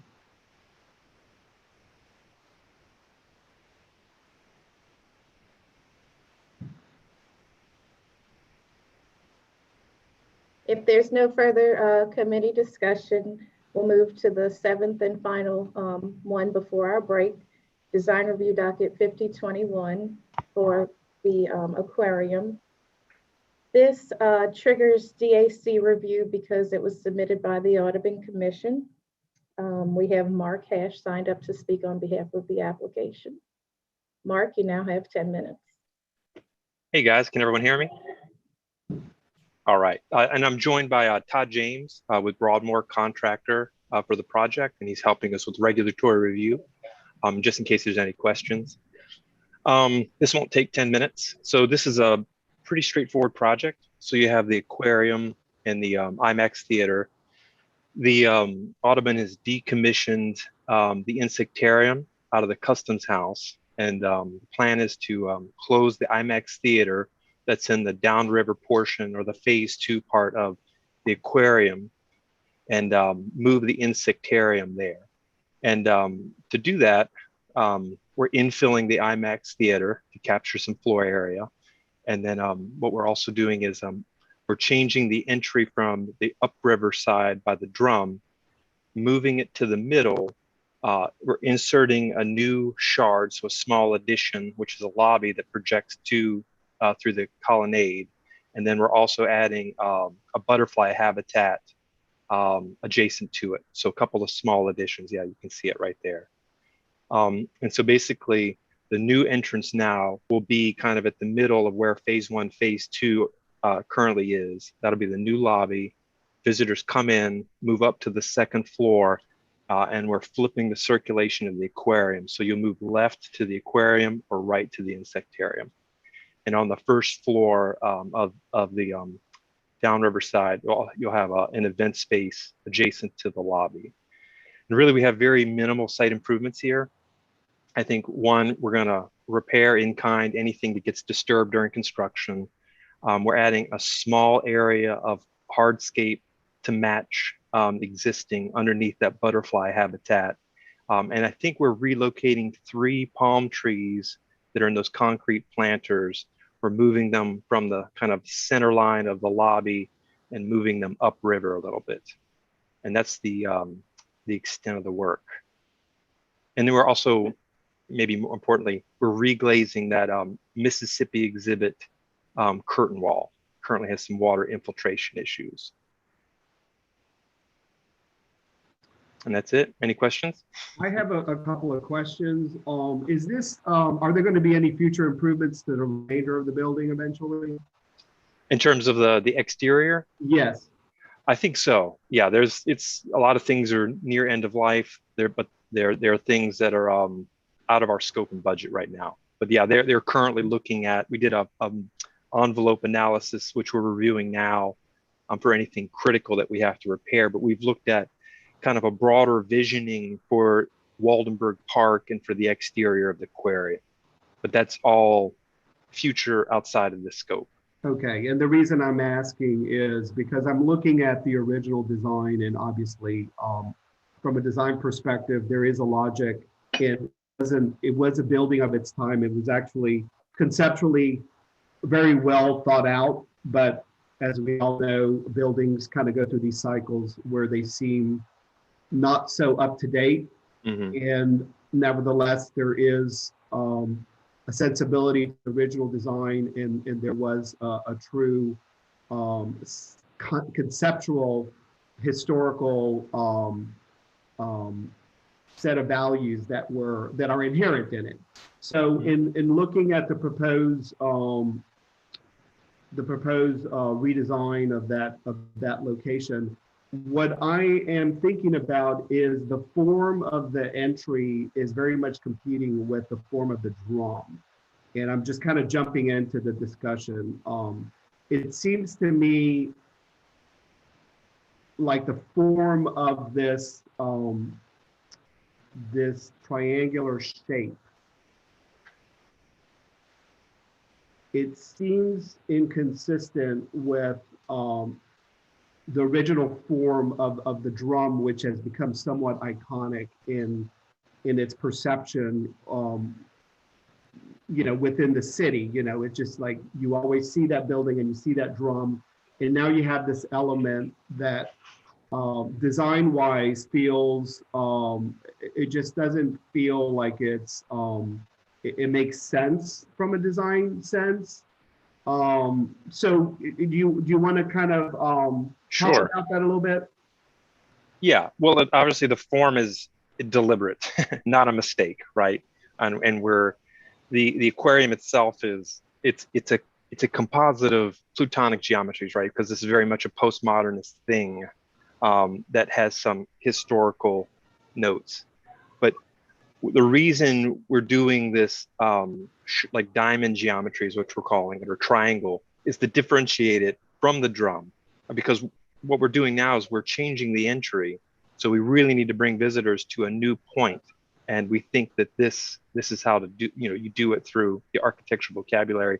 And we also want it to be something that speaks to our time. So it's just another aggregate to the overall composite that's the aquarium. So while not plutonic, like a drum or a rectangle or a cube, it's still, a solid geometry that we feel like fits in compositionally, but something that speaks to our time and not the 80s when this was originally conceived. Yeah, and you went straight to it, right? So that's a perfect segue. So having said that, you have an alternate rendering of, and I think it's at the beginning of the Morphe set of engineering plans, where the elevation of the entry, it's not this triangular shape that looks a little bit like the Swiss chalet. It's not this A-frame, sort of like, very regular shape. It's more of it's got an asymmetrical form to it that I feel is a lot more satisfying, that one. I think that's beautiful. And I can see the differences between the two elevations. The one that we were talking about previously, it seems like some of the fenestration that's being used sort of harks back to more of a modernist aesthetic, maybe more of a mid-century on the butterfly exhibit side. Mm-hmm. And then on the current wall, the Mississippi exhibit, the fenestration changes in design. So that kind of confuses me a little bit. And then going to the new entrance lobby, we have one side of the triangle. May I jump in? Go ahead. Okay, and I should have made sure that the agenda was clear with this. This property is within the VCC. So the DAC's committee, our committee is looking at the site plan only, and the VCC will look at the building structure. I'm sorry that wasn't made clear. And we did get through the VCC ARC last week. We got conceptual approval for it. I see. But I do understand your comments. Okay. So yeah, just, I think I'll leave it at that. I don't know if anybody else wants to kind of add to it, but I think you can see where this is going. I have a question about, I don't know what the timing is for this project. There's a time when, yeah. So hopefully it is fast so that you can actually move those palm trees during the summer when they're supposed to be moved. Yeah. Otherwise, you're going to risk losing them. So I'm glad to hear that. Yeah, I think to answer that question, there's a concern about where the root system actually is, and we don't know if it's through the wharf yet or not, because we don't know if those planters are actually closed at the bottom. So we may be replacing them. I think that's part of, getting into construction and seeing what we're working with. Which there may be an answer in the drawings that were just done for the new ferry terminal. Oh yeah. I think that there's a section of that same wharf structure that carries over. So you may have a quicker answer, or at least a temporary answer until you can do some investigation otherwise. Yeah. Mark, if you want me to just jump in and tag in some info and. Sure, feel free. Hey, y'all, it's Todd with Broadmoor, working as a CM at risk partner with EDR on this project. And Danny, thanks for bringing that up. That's actually something we've been in conversations with Councilwoman Palmer's office about, just in terms of just some future coordinating items and how that may link into the ferry terminal as well as the connection of the riverfront. So, and I think Mark was actually alluding to that earlier in terms of that other scope of work that may fall outside of what we're actually dealing with for this current application.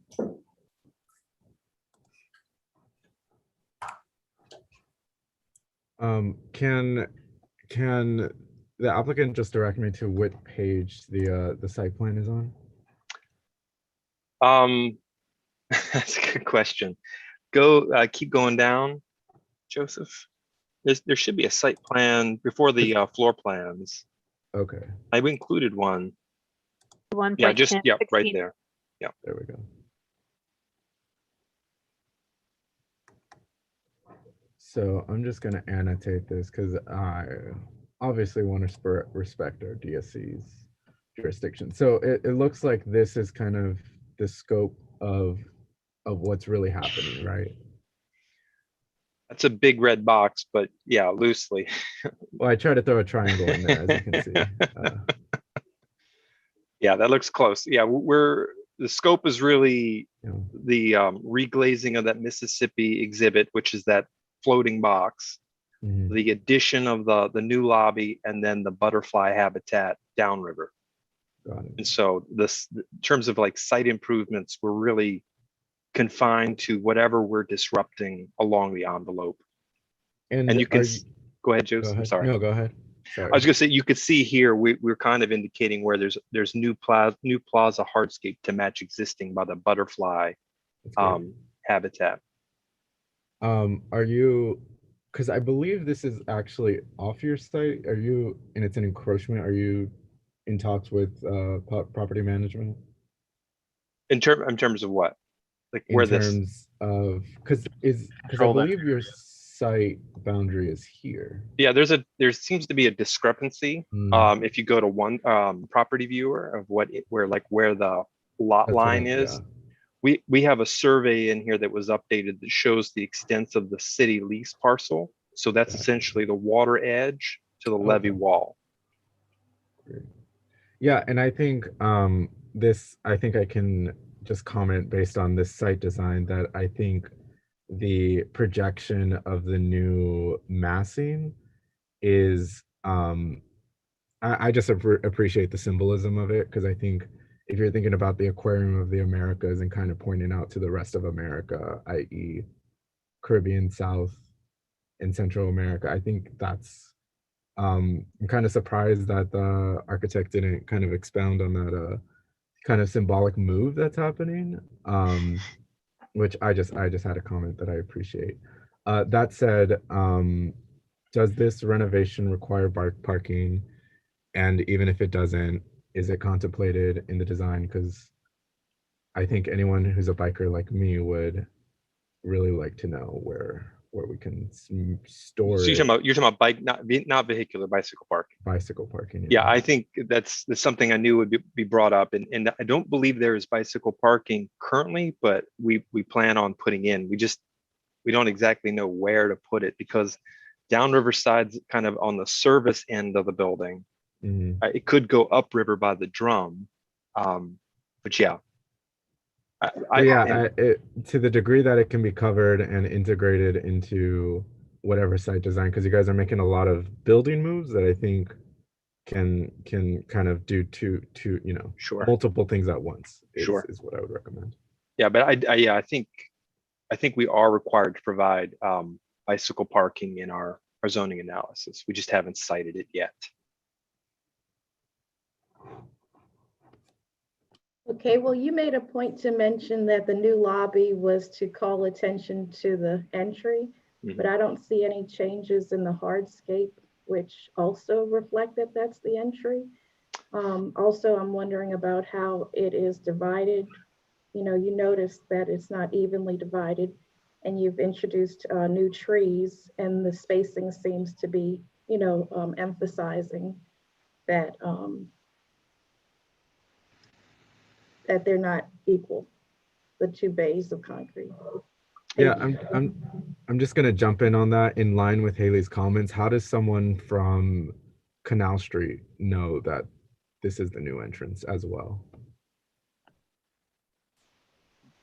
Good question, because the current entrance will be closed is the simplest answer. But I think the idea is the form projects out right to the wharf, and that you will see it when you come around the arcade. I think it'll be hard to miss. But like the entry plaza is not really emphasized, and with having that existing splash pad, that's Mhm. usually not a feature that you would expect to encounter as you're approaching a building. So you have to make some moves with the hardscape to kind of emphasize that. I'm not sure about that because the current Okay. plaza doesn't really do that, right? It's a bit of a field condition, and I think what signifies the entry is the drum, not the hardscape. That said, yeah, we could maybe do something with the hardscape immediately around the diamond to try to differentiate it from the rest of the field. But right now we weren't really disturbing the field condition, which is, the plaza in front of the building. Yeah, thanks for that. And I'm glad Haley's bringing that up because I think we just kind of have to take a beat to note that, the members of the public read architecture very differently, right? And I think if you're highlighting the drum, that kind of goes to Miguel's point about and we're trying not to talk about the building, but if you're referencing the drum is still going to be a primary building element. That's right. So two things that I would advise in line with the comments or the discussion where we're at is really think about the wayfinding strategy and signage. Those are two different things as it comes to zoning. And we'd be happy to help you navigate that to the extent possible. But, and I'm sure that's contemplated with the aquarium anyway, especially facing Canal Street. But I think we just want to create the best experience. And part of that is the wayfinding strategy. Yeah. And two, I wonder if, with Haley's comments, maybe if there's some kind of actual translation of the building into the hardscape, right? So if you have this triangular or A-frame dimension, does that translate into the actual, what kind of material is it? The plaza? Yeah, does that actually? It's like a St. Joe brick paver. Yep. Yeah, is that So you can change renovated the in? brick. You could Yeah, change and the brick translate it pattern into- there. Oh yeah. I'm not arguing against doing something. I'm just being clear. Like we're somewhat limited to the scope of improvements for this, and we were trying not to change the overall look of the wharf. But Mark, let me jump in here for a second because I think we need to look at the greater context. We went through a great deal of discussion with Spanish Plaza and with the ferry terminal and with the aquarium because there was some other work done earlier about how these three spaces share that common paving. And so there may be an element that could be pulled from the ferry terminal paving, which is different. That could pull over and signify kind of entry. So, you've got the context, but trying to change the shape, it's too late for that. This is set up as a very strong pattern for a great deal of the riverfront. And I think to break that pattern now would be a terrible mistake. But to use those elemental changes of the different types of pavers or, the reference to the other paving systems that are along the riverfront, I think that's a great a great way to tie that in because Audubon does do the maintenance and controls a great deal of that area. So, I just want to encourage y'all to not necessarily do structural changes to the, in terms of that patterning, but maybe just look at the actual materials. Like smaller grain adjustments. Yeah, it's something that's much smaller, but it does help signify. And I think moving those palm trees over, because you're not actually adding any trees, you're just moving. That's right. The three that are currently lined up with the entry point where there's a space that signifies entry on the riverside. And then you're creating that space in front of the new entry point, which is exactly basically referencing what you already have now. So I'm fully on board with how you're doing the site changes. It's just maybe the materials will help kind of designate, here's the main entry to the aquarium from the river point, from the river point of view. From the streetcar point of view, or from Canal Street, people are just gonna have to walk and look. And that's where your wayfinding, like Joseph said, that's where your wayfinding and your signage kick in, because that, people who are used to coming to the aquarium and entering near the drum, they're going to want to look for that entry, and you're going to have to really do some creative kind of direction pointing, because at that point they can't really see that projection. That's right. Yeah, and the aquarium's aware of the issue, and there's kind of a broader scope of work that's TBD, so in the very near future. Yeah, And so that's- Mark, just to that point, and I think it comes back to the earlier comments that, again, I think they're trying to handle this in a certain level of phases, understanding what funding they do have in place right now to do the improvements with the facility. So I think, Danny, a lot of your comments really, like I mentioned earlier, really just help to get into the latter conversation as the linear part gets further derived. But I think one thing that's really critical, and coming back to Joseph's point earlier, I was actually going to mention it as well. I think once the wayfinding package gets further established and how some of this area will further develop from that point, will actually help to drive that conversation forward, because one key part is understanding that the insectarium is relocating to the site. So with that happening, there's going to have to be a large amount of wayfinding just to give people a better sense of how this is all in one location. So that's just a bigger part of that brand strategy. While my team isn't necessarily part of that process, it's just kind of helping to understand how we got to this point. And I know it really leaves a lot of limitations around what we really can review right now, but this kind of fell also in Haley, if you want to maybe tag on to this one a little bit. A big part of how we're here now is because of the designation of the facility, of this building being a public facility. So it triggered for us to come through DAC as an initial review, even though a lot of the exterior design elements are being handled on the VCC side. So this is one of these little small one-off projects where you're going to see facilities upgraded in that 20 to 30 year cycle that you would typically see with this type of ticketed facility. This is now smaller dose packages instead of just the full deal, especially understanding that this building is also tied to a lease on this wharf property. So yeah, there's so many other elements that's contributing to limiting what Mark is showing to you guys right now versus what may happen down the road.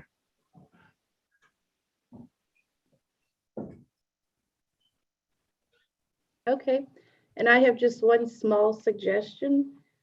Since it seems like we should stick to the patterning of the existing pavement, you may want to stick with that equal distance that's going, but a small change could be to remove the band in the pavement pattern just at the entry. So that day you have as a little bit of a wider, access point, but it doesn't disrupt the other geometry. Sure.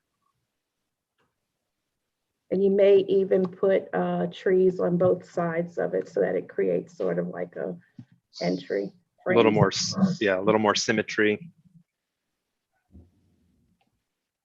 Okay.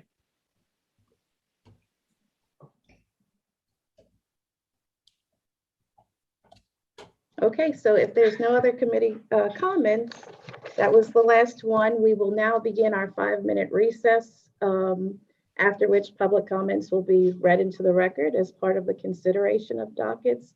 We will return at 12:12.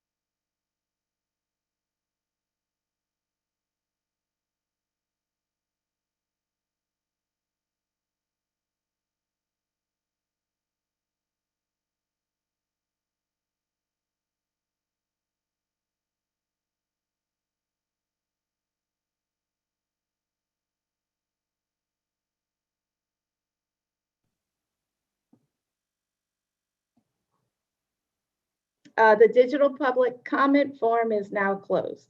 We will begin with the consideration of dockets, including the public comment portion of the meeting. Joseph, did we receive any public comments? We did not. Okay. So the second item for consideration is for item number 2, zoning docket 2621 for a property at 2701 Tulane Avenue.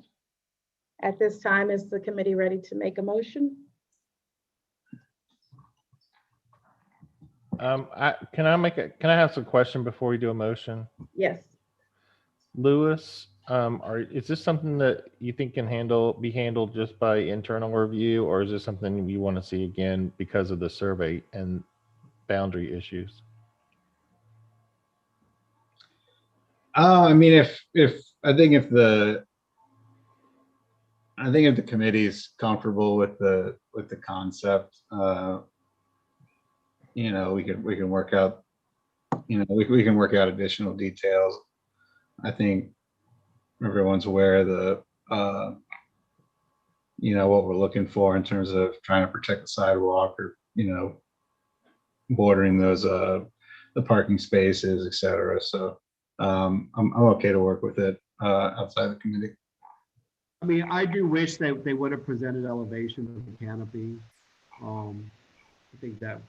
They did that before, Miguel. Yeah, okay. And we were all okay with that. It was the site was the problem. You know, the site plan was the issue that we were trying to get addressed this time, which is why we wanted them to come back with that. So. All right, thanks for that. Sorry, I'm just looking up now. Doesn't this require like a traffic impact analysis or traffic plan? That's something that's required in-house though, right, for planning commission? Yeah, review? I think that would just be part of my concern.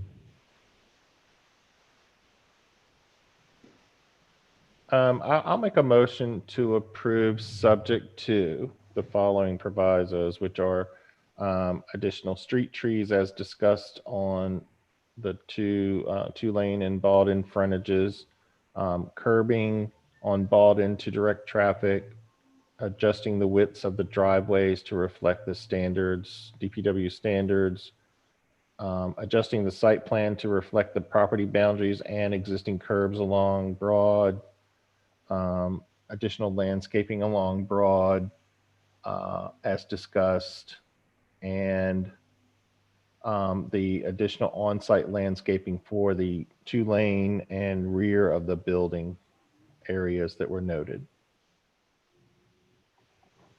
Okay, Danny, thank you for the very specific provisos in that. We have a motion by Parks and Parkways, subject to the comments just made. And do we have a second? Seconded by Arts Council. We have a second by Arts Council. All in favor? Aye. Aye. All opposed? And the motion passes. The third item is the reconsideration of design review docket 2621 for a property at 4535 South Claiborne Avenue. Again, I mentioned that this was 2 applications that CPC is reviewing. The first is the design review for the building and site. The second is a conditional use application that would allow the ground floor tenant to have a drive-through. So I would ask that we, like for the other project that is phased, I'm going to ask that we have a vote on 3A, which would be the building and site, and a vote on 3B, which would be, well, the drive-through is not even shown. So let's just do it on 3A. Is there any committee discussion on this one? Haley, do you have the list of things that were discussed in terms of what we wanted to see for this? Okay, the planner for this is Joanna. Joanna, are you available to provide a recap? Yep. So let me just grab it.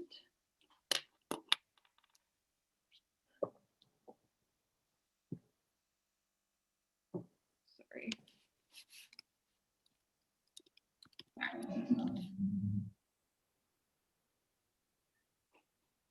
So we received comments after the previous meeting about the site plan to preserve the 2 mature oak trees and have appropriate setbacks to accommodate the tree canopies. That the building mass and siting were not contextual with the majority of buildings along the Broadmoor side of South Claiborne. That the exterior finishes for the building have minimal visual interest and unbalanced proportion of window to wall ratio, and the building exterior lacks coherence. So these are all, I'm reading these comments that were passed on both to the applicant and to me as the planner from the committee during following the previous meeting. That the exterior finishes could benefit from the introduction of alternate materials and color, and that there should be a... Well, Joanna, may I interrupt? So it seems from the time that those comments were given in this third revision that we'll just try to pass to Bob the comments that were mentioned today. For one, they're more working with the tree and they're preserving it better. However, Parks and Parkways suggest to move it back 5 more feet. Right. So can you just give the updates based on today's meeting and the revised drawings? Mainly that the building that we're recommending would be the second option, version 4. So those types of points. Sure. Sorry, I was unclear. So yes, there was discussion of the oak trees, that the building could be set back an additional 5 feet to make sure that there was not a significant cut to the tree canopy. There was still some hesitancy around the structure's appearance and its contextual fit with the adjacent neighborhood, although it seems like there's some disagreement within the committee members. There's some concern about the way that the parking site will flow and how the internal movement within the parking area would work. And especially with concern to the island and the way that the island is directing traffic and the way that pedestrians may access the building. It seems like there's some preference for option 4, although there's one thought that maybe the horizontal banding in option 4 could be combined with the first option. And also seems like there's some concern about the buffer yard in thinking about how that parking lot could be redesigned. Okay, thank you, Joanna. That was very good. Thank you. My only comments would be that we had confirmed that the buffer yard was adequate and that Parks and Parkways also made a comment to provide pedestrian circulation from Cadiz Street to the rear parking area. Were there any other comments that the committee made that were not captured in Joanna's recap? Okay, all right. Is there any further discussion or is the committee ready to make a motion? I have a quick question. What's the timing on this project again?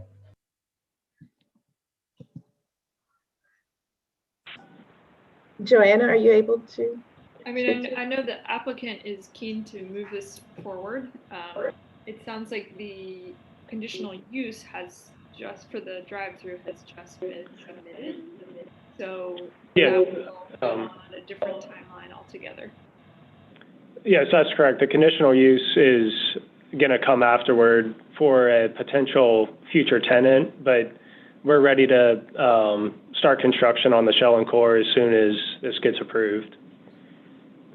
Okay, and Danny, to further clarify, this is a design review docket, so it's not going to the City Planning Commission, so it's a different timeline.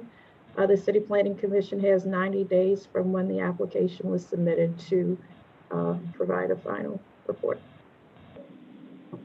And then what about the conditional use request that's coming forward? What's the timing on that? So he was reviewing it for completeness. It's likely that it'll be reviewed at either the May or June meeting.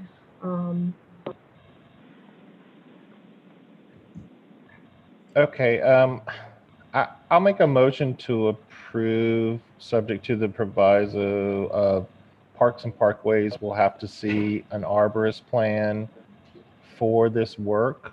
The outline scope of work that the landscape architect has provided is sufficient for now, but we will have to have an arborist report before permits can be issued for this project. And the remainder of my motion is to address the issues that were brought forth that Joanna and Haley have listed out in terms of site planning and location and building elements. Danny, if I may, can you just clarify, because in Joanna's recap, there were some, she captured different committee members' comments, but not all of them agreed with one another. So in your motion, can you please just specify out any specific provisos that you're proposing? My specific proviso is that Parkways will have to approve not only the public right-of-way plan, but also a tree preservation plan as provided by a licensed arborist for this project prior to permitting. That's the only proviso. The remainder of it is a recommendation for approval subject to the revision of the project to meet the comments that were made. And I know that they're conflicting comments. May I say that any committee members can make a friendly motion to, you know, if they want to change that at all. So if Danny's motion doesn't include all the provisos that you would like, you can amend his motion right now. Well, from what I understand it's that really just finalizing the building design, and with the amount of parking allowance that they can set back the building approximately 5-ish feet. That's what I recall kind of being the outstanding issues. Any other committee member? I'm not comfortable with the massing of the building so close to the sidewalk. 5 feet is probably not appropriate in my regard in terms of the contextual neighborhood. It certainly helps to set it back a little bit, but I'm not sure 5 feet mitigates the impact of that mass. It's a 3-story building. Its overall impact is basically a box to hold through it for a vehicle to drive through. I just don't feel it's appropriate. The finish, I don't think it's an unattractive building. I do now, appreciate Miguel, may I? So Danny has mentioned a motion. And so now we're just saying what we would modify. And so if you want to speak specifically to that, the discussion period is kind of close. And then we'll vote. And then if that doesn't pass, you can make your next motion. How about this for Miguel? I will amend it to just say a minimum of 5 feet off the sidewalk, because I know that they've got to do some adjustments in terms of thing, but I agree. I think it could be set back further, even if the cost of a parking space to get it to look more in line with the setbacks that are already along that street. So what does that motion look like? So it's a motion by Parks and Parkways for approval, subject to the proviso that they provide a tree mitigation plan. Also, that the second proviso would be that the setback be at least 5 feet from the sidewalk to match the existing setbacks in the area. Any other provisos? I know I would like to add that pedestrian access be provided to the rear parking area from Cadiz Street as the third. Would someone like to make a? And then I think that's going to drive the parking lot changes, but I think that's part of that overall site adjustment that's necessary. That island is very strange and doesn't direct traffic. So I think that pedestrian access with that parking island, that area needs to be resolved. Joanna, are you clear on that specific proviso? I know you're trying to capture this. Yeah, I think I got that. Okay, thanks. Great.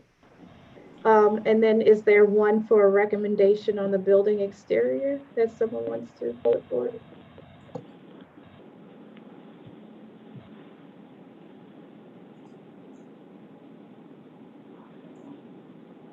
I think we're at such a toss up on that one that I think that one just needs to be resolved with Joanna contacting the various folks to see how they feel about whatever the applicant comes up with.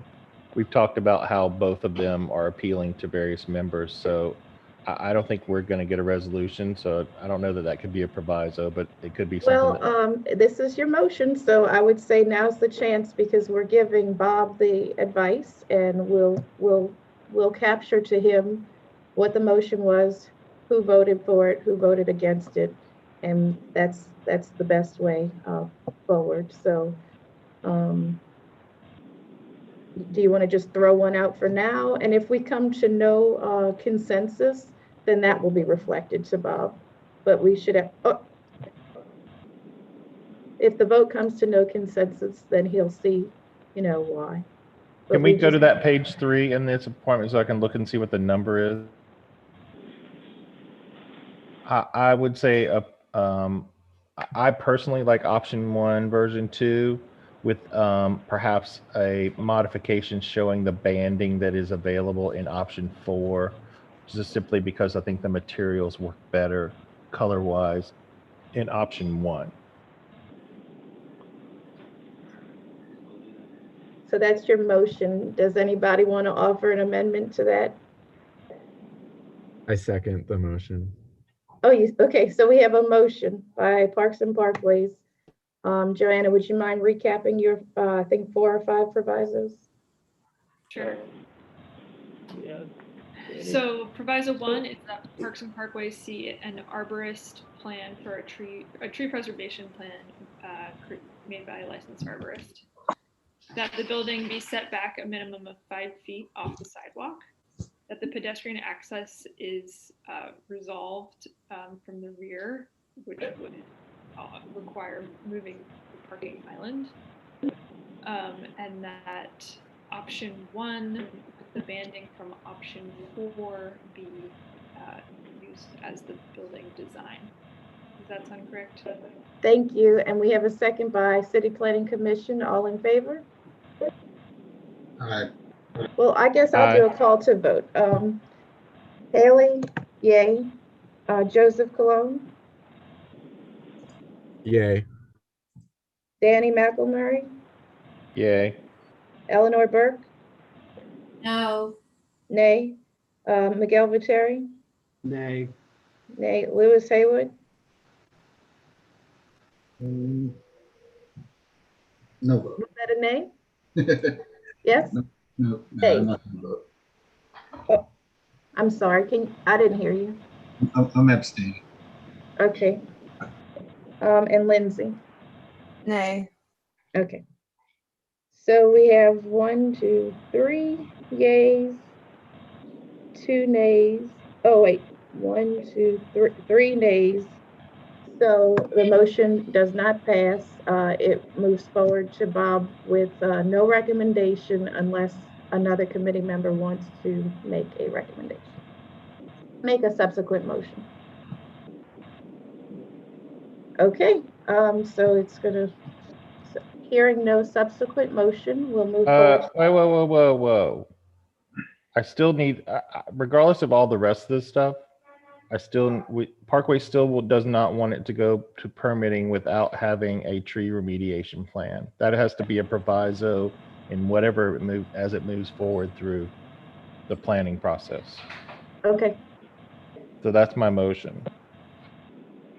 we have a motion by Parks and Parkways to, for approval, subject to a tree preservation plan.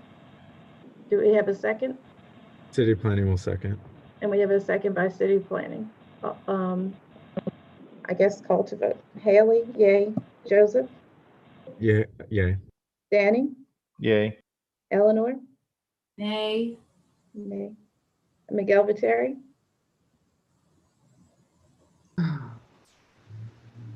Nay. Okay. Lewis Haywood,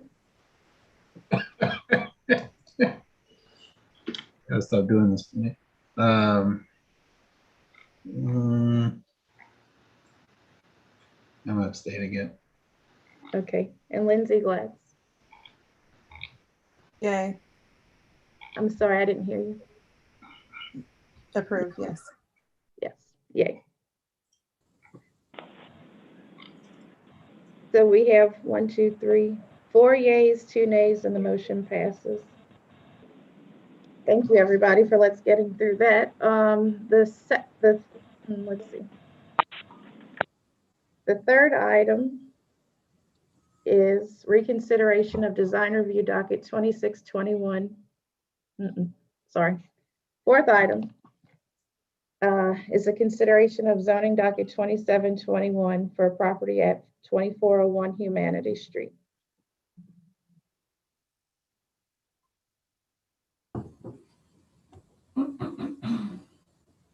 I'll make a motion to approve, subject to, I don't think that there were too many comments for it, but I do want to see tree preservation in place throughout construction.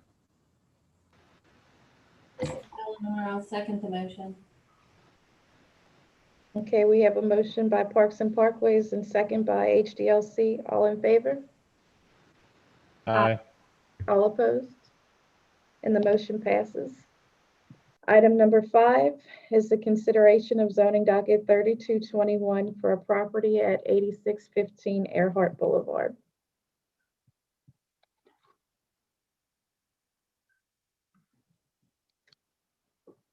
This is the one, Haley, I think you're the planner for, correct? Yes, And the we talked affordable about, housing plan development, yep, on Earhart, where we're doing they're proposing a multifamily structure at the corner and renovation of the other structures that contain between 2 and 3 units.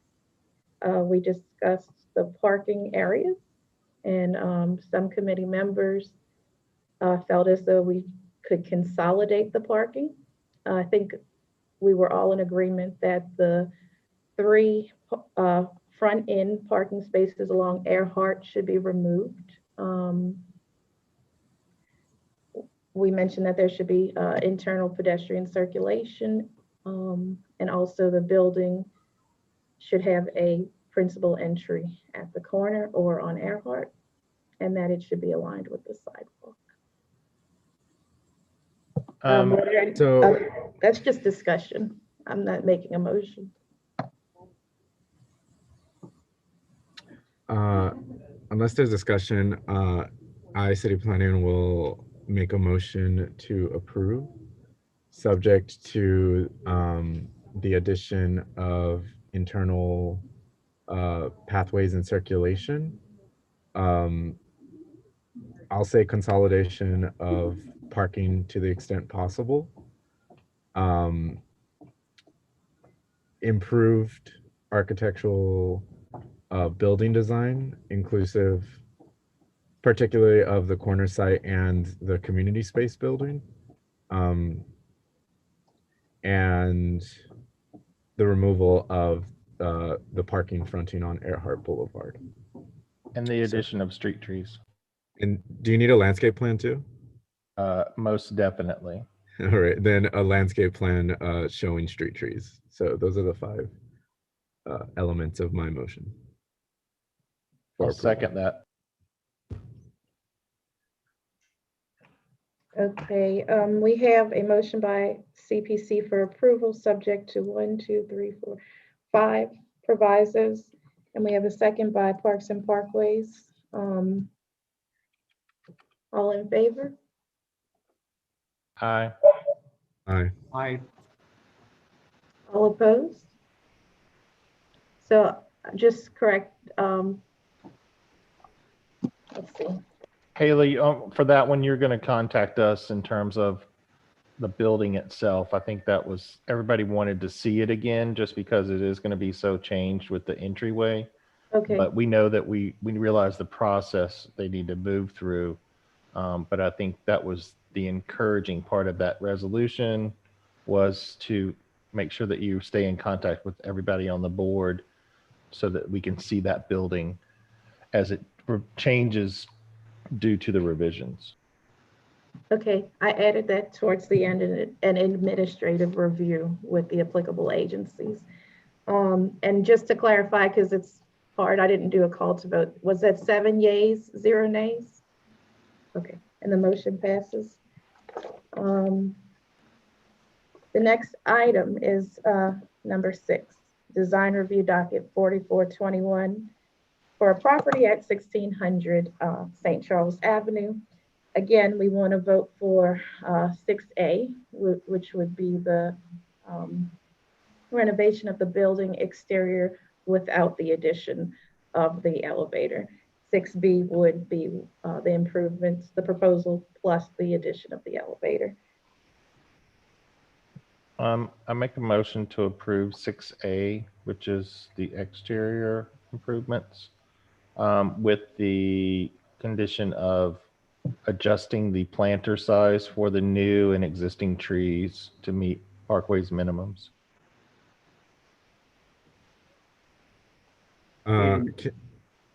Miguel, go ahead. No, I was just going to say and add addressing the removal of the center entry. I don't know quite how to articulate that. I think you're pretty good at putting those motions together. Well, to make it much more cohesive in terms of presenting its entry point as reflecting its current use as a single entry building. That could work. Can I also add the amendments for them to do a color study and add bike parking shown on the site plan? So moved. We have a motion by, okay, who's the planner for this? I'm sorry. Aspen, were you able to catch all of those provisos? Yeah, I just want to verify that the parking is not, it's not on this site. It's on a different site. So it's like they're leasing space and it's for non-required parking. That's fine. That's fine. When we do off-site parking, we don't include that in the project development site. Do we need a second? I'll second. We have a motion by Parks and Parkways for approval, subject to Aspen. Please rephrase the provisos. Or we can ask Parkways to restate them. It's adjusting the tree planter wells of existing and new trees to at least 24 square feet to address Miguel's and Capital Projects concerns about the architecture of the entryway to better reflect the current single point of entry, and to address Joseph's comments about bike parking and what, Joseph? Color. Color study. Thank you, Danny. I really do appreciate the specific provisos. So we have a motion by Parks and Parkways. Do we have a second? Yes, I second. We have a second by Capital Projects. All in favor? Aye. Aye. All opposed? And the motion passes. The final item on the agenda is don't we have to do 6B? Yes, thank you. Thank you.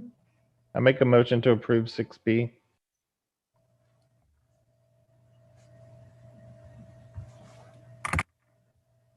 I would like to add a proviso that I don't know quite how to articulate it, but the massing of the components on the roof are unresolved.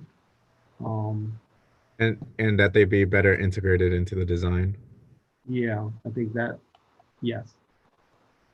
So amended.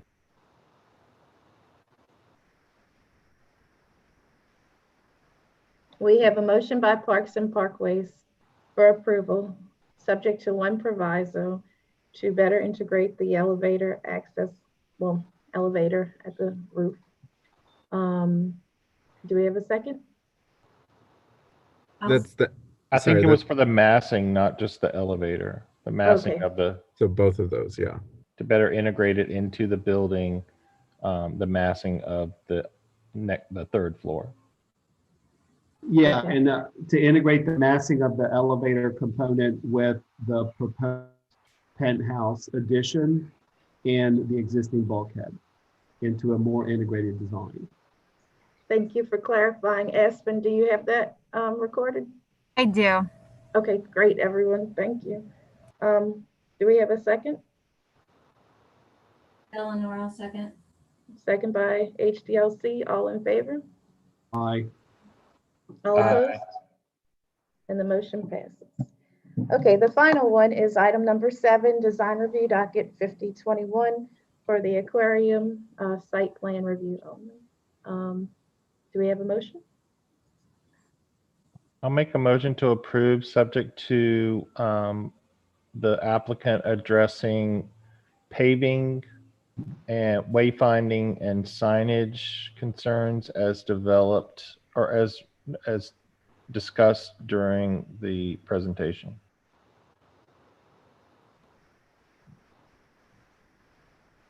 I will offer an amendment to include a proviso for bike parking in a sensible and bike covered parking. location. That's a very friendly amendment, so yes. Okay, we have a motion by Parks and Parkways for approval, subject to 2 provisos. One is that the paving design be modified for an entryway and the addition of wayfinding and signage. The second proviso is to provide bicycle parking. Do we have a second?